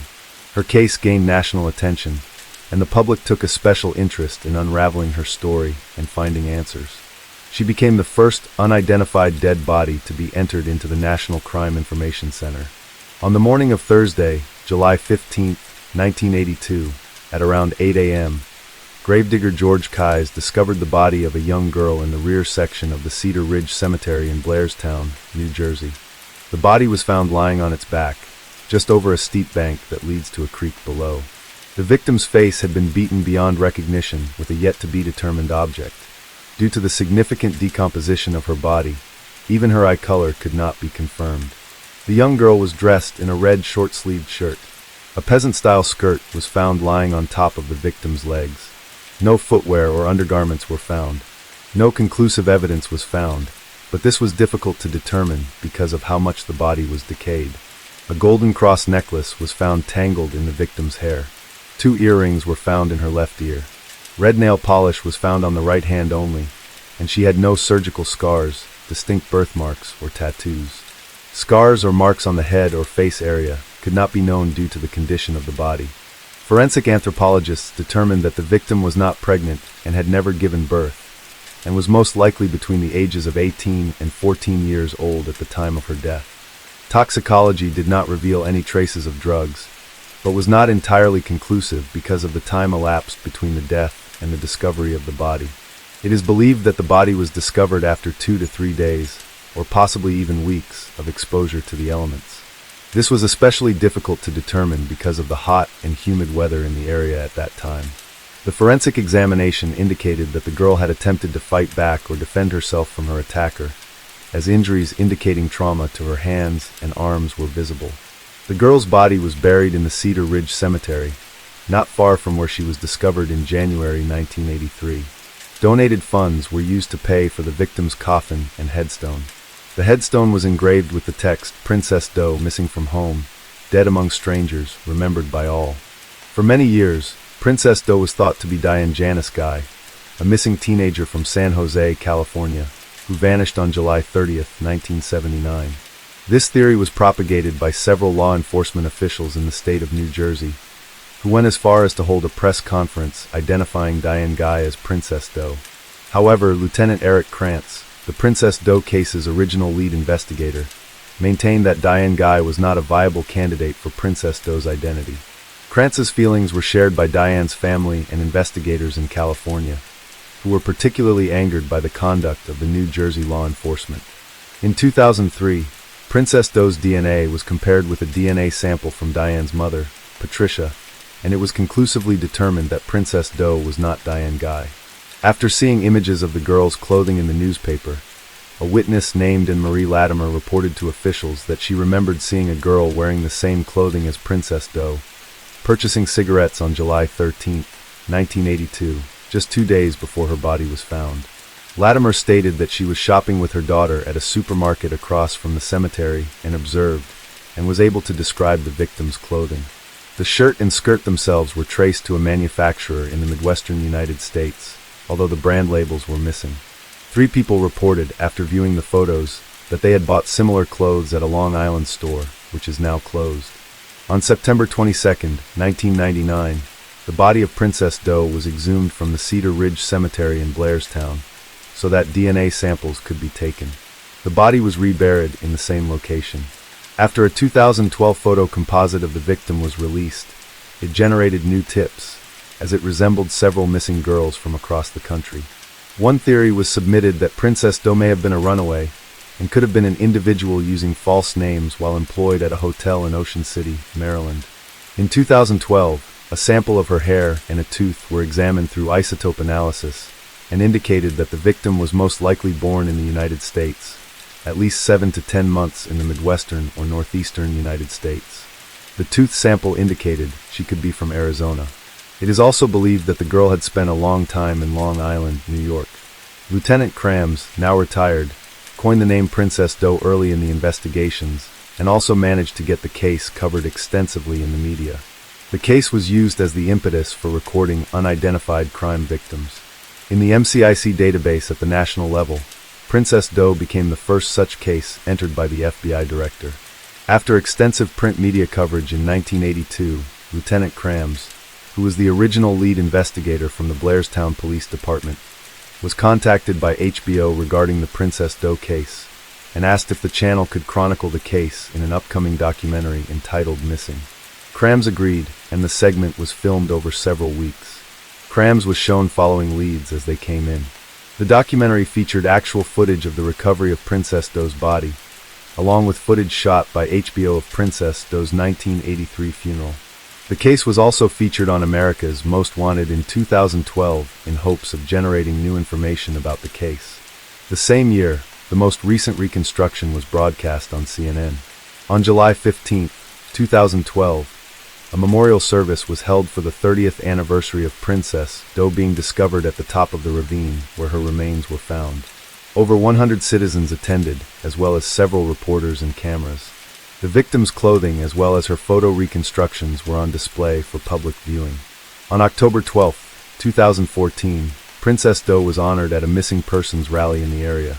In the years between the first discovery in the body and the final identification, several theories cropped up. The first one was that Princess Doe was actually Diane Dye, a young girl missing from California, which has now been definitively disproved. Secondly, the killer of Princess Doe was already in prison for another homicide. A man called John Reese was briefly suspected as he was convicted of killing another woman in nearby Belvedere, New Jersey, but there was no real evidence of a connection with Princess Doe. The third theory was that Princess Doe was either a runaway that was known to work in the Ocean City, Maryland area, or a prostitute who worked at the local truck stop. The information for these two possibilities was highly inconclusive. Nobody from the local area came forward to identify Princess Doe on or off the record. It seems unlikely that not one single person would come forward if she was known in the area. The fourth and disturbing theory was that Princess Doe was killed by a Blairstown police officer, and that is why the case was never solved. But this claim is completely unsubstantiated. There are retired local law enforcement officers who still follow and contribute to the case, even after 40 years. The fifth theory was that Princess Doe was a victim of a serial killer known to operate in the area, such as John Kleiss, Henry Lee Lucas, or Joel Rifkin. Though local law enforcement was aware of these claims, none were found to be credible. A sixth theory was that Princess Doe was an out-of-state teenager who worked at an area camp. Again, this was never proven. And now we come to the seventh theory, that Princess Doe was killed by a man named Arthur Kinlaw. For many years, this was the most current theory. Many of the facts fit the case, and this theory was explored on the America's Most Wanted website. Several New York Newsday articles reference this theory that was published in 1999 and 2000. Mr. Kinlaw was already in prison for other crimes, but since Princess Doe's body wasn't identified, his involvement in her murder could not be proven beyond a reasonable doubt. Princess Doe's body was re-exhumed in November 2020 using a grant, and she underwent DNA extraction for genetic genealogy. In May 2021, investigators were notified by the NCMEC, or National Center for Missing and Exploited Children, who were collaborating with Astrea Forensics about obtaining DNA markers from degraded samples of Princess Doe's body using a grant. On June 18, 2021, investigators received the news that Astrea Forensic agreed to extract DNA and construct a DNA profile. On February 10, 2022, Astrea Forensics relayed to investigators that the creation of a DNA data file was successful. The results were sent to the NCMEX consulting genealogist from Innovative Forensics Investigations. The managing officer was Jennifer Moore, who agreed to perform unlimited genealogy testing free of charge. On February 22, 2022, Innovative Forensics announced to investigators that they had found a candidate for Princess Doe. Investigators went to West Babylon, New York, where they met Robert Alagnac Jr., Princess Doe's brother. They also collected a DNA sample from Princess Doe's sister, which mitotyping technology used to build a mitochondrial DNA profile. The Union County Prosecutor's Office Forensic Laboratory assisted by creating an STR DNA profile through the victim's sister's DNA sample. Mitotyping technology sent their results to the Union County Prosecutor's Office Forensic Laboratory, then sent both the mitochondrial DNA and STR DNA profiles to the University of North Texas Center for Human Identification. On April 29, 2022, the center identified Princess Doe as Dawn Alagnac. Her identity was formally announced on July 15, 2022, the 40th anniversary of her discovery. Robert Alagnac Jr. said that Alagnac left their home at her mother's request, and she was never seen or heard from again. Way back in 1999, evidence came to light that Arthur and Donna Kinlaw may have been involved in Princess Doe's murder. Donna was arrested in California for attempting to commit welfare fraud by using the name Eliana, which was traced to a Long Island native. When the police questioned her, she gave them details about the murder of Linda, and her testimony put the Kinlaws behind bars. Donna gave details about 2 murders Arthur had committed of 2 other female victims who remain unidentified today. After Arthur was faced with a sentence, Donna told authorities that Kinlaw had killed another woman, a sex worker, earlier in 1982. She told police that she was with Arthur in the cemetery and witnessed him commit the murder. Another report states that Donna Kinlaw said that in July 1982, her husband brought home a teenage girl, left home, and returned without her. He later apparently disposed of his clothing and cleaned his vehicle. Afterward, he threatened his wife, claiming if she did not attend her job, he would take her life as he did to the girl he brought home. However, a lack of cooperation meant that Arthur Kinlaw was not charged. Lieutenant Stephen Spears, who worked on the case as a member of the Warren County Prosecutor's Office, from which he is now retired, stated that Kinlaw claimed responsibility for her death, but I have no physical evidence to confirm that, and without the identity of Princess Doe, I have no way of connecting the dots, so to speak, putting her in a place where he could have been or would have been at the same time. Spears also reported that he doubted the confession because the Kinlaws could not provide a name for Princess Doe, even though they claimed to have been with her for some time. Even though he questioned the credibility of their statements, Spears does not believe the victim was native to Long Island, New York. However, Donna Kinlaw was interviewed by a forensic artist who created a sketch of the girl she claimed to have met, which does resemble the recent composite. Arthur Kinlaw remained incarcerated for 2 counts of second-degree murder. Following the 2022 investigation of Princess Doe as Dawn Alagnac, Arthur Kinlaw was reconsidered as a suspect and later charged with Alagnac's murder. Dawn Alagnac was born on August 5, 1964. She had been a junior at Connequot High School in Bohemia, New York, where she had lived with her mother and sister, authorities said, but she soon moved out of the family home. According to her brother, she was thrown out of her home by her mom. She ended up getting killed in a cemetery, leaving no clue as to her real identity, but for more than 20 years the name of her suspected killer was no secret. In 1999, the wife of Arthur Kinlaw, the convicted pimp who today is serving time for the murder of many other Long Island women, tied her husband not only to those deaths, but to the brutal slaying of the girl in the Blairstown Cemetery. In an interview with Newsday at the time, Donna Kinlaw recounted how her husband, in the summer of 1982, brought a girl of about 18 years old back to their Central Islip home. She told the newspaper as well as police that her husband left with the woman, but later returned home alone, appearing shaken. About 2 weeks later, according to Newsday, she read that police in Belvedere, New Jersey, had found the body of a dead girl who fit the description of the girl who was in their house that night. He kept saying, "What does it say? What does it say? Does it say who the person was who got killed?" She said her husband asked. From the story she read aloud to her husband, Donna Kinlaw told Newsday that she remembered that the New Jersey police named the dead girl Princess Jane Doe. Not long afterward, investigators exhumed her body to recover the murder victim's femur bone in hopes of using her DNA to identify her. And in fact, investigators acknowledged that Arthur Kinlaw confessed to the New Jersey murder in written statements dating back to 2005. But it was not until April of this year that Don Ollinet was positively identified. Arthur Kinlaw, now 68, is currently in prison in Sullivan County, New York, on 2 other first-degree murder convictions from 2000. Among them was a teenager he knew only as Linda in April 1984 in the Bronx, Newsday reported. "I strangled her with my hand," said Kinlaw. "She was hit about the head by me with a bat."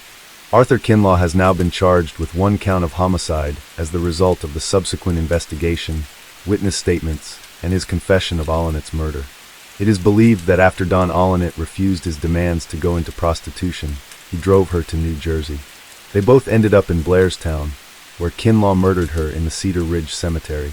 Neither Ollinet nor Kinlaw had a connection with the town. Kinlaw remains imprisoned at the Sullivan Correctional Facility in Fallsburg, New York. Investigators are now looking to piece together Don Ollinet's movements in the time leading up to her death.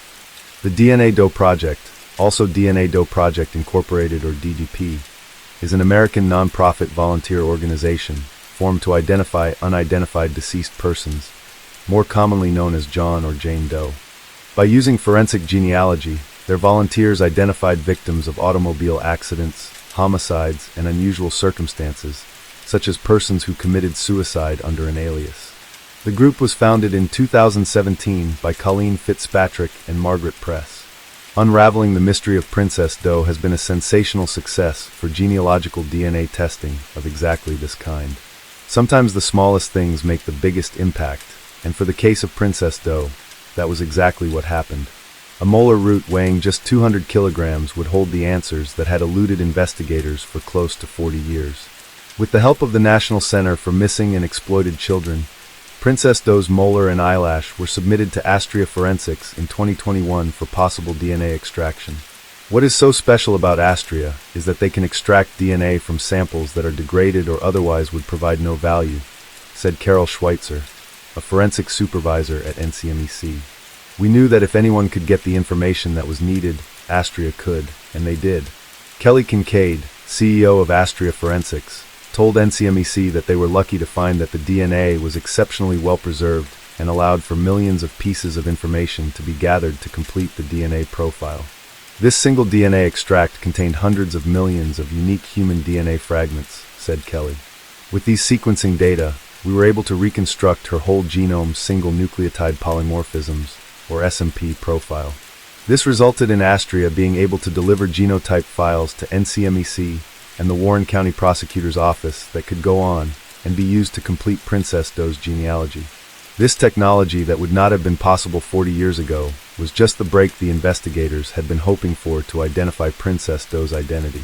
Once Astria finished the sequencing, Innovative Forensic Investigations, or IFI, started to work on investigative genetic genealogy techniques to build a family tree that would ultimately lead to the true identity of Princess Doe, or who we now know as Dawn Ollenyock.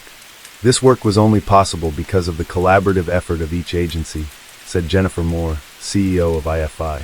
Our team brings forward a diverse set of skills that allows us to help find answers to cases. Echoing Moore's sentiment in today's press conference, Prosecutor Pfeiffer reiterated that science and technology made the impossible possible in this case. Dawn's case was deeply personal for the investigators involved, and their push for answers and justice never wavered. Dawn's family expressed deep gratitude to everyone who worked to find answers in Dawn's case. "This is a very big deal for my family," said Dawn's cousin. "I'd like to thank Blairstown for treating my cousin like she was one of their own. It touches our family deeply. My cousin is always in my heart," he said while tapping the photo of Dawn pinned to his chest. "Blairstown gave it their all, and we were greatly appreciative of that." Since Princess Doe was the first unidentified persons case to be entered into NCIC, the National Crime Information Center, by the director of the FBI, William Webster, on June 30, 1983, This was a historic moment for missing and unidentified persons that has continued to play a crucial role in investigations since. The entry in NCC has remained current and alive until today, when she will be removed. The tenacity of law enforcement has never stopped, and they continue to pour resources and new technology into solving this case. And it's thanks to the collaboration between police authorities and genealogical DNA testing experts that Princess Doe was publicly identified on the 40th anniversary of the discovery of her body as Dawn Alagnac. So, what do you guys think about this 40-year-old case finally getting resolved? Do you still have any theories about Princess Doe? Let us know in the comments section.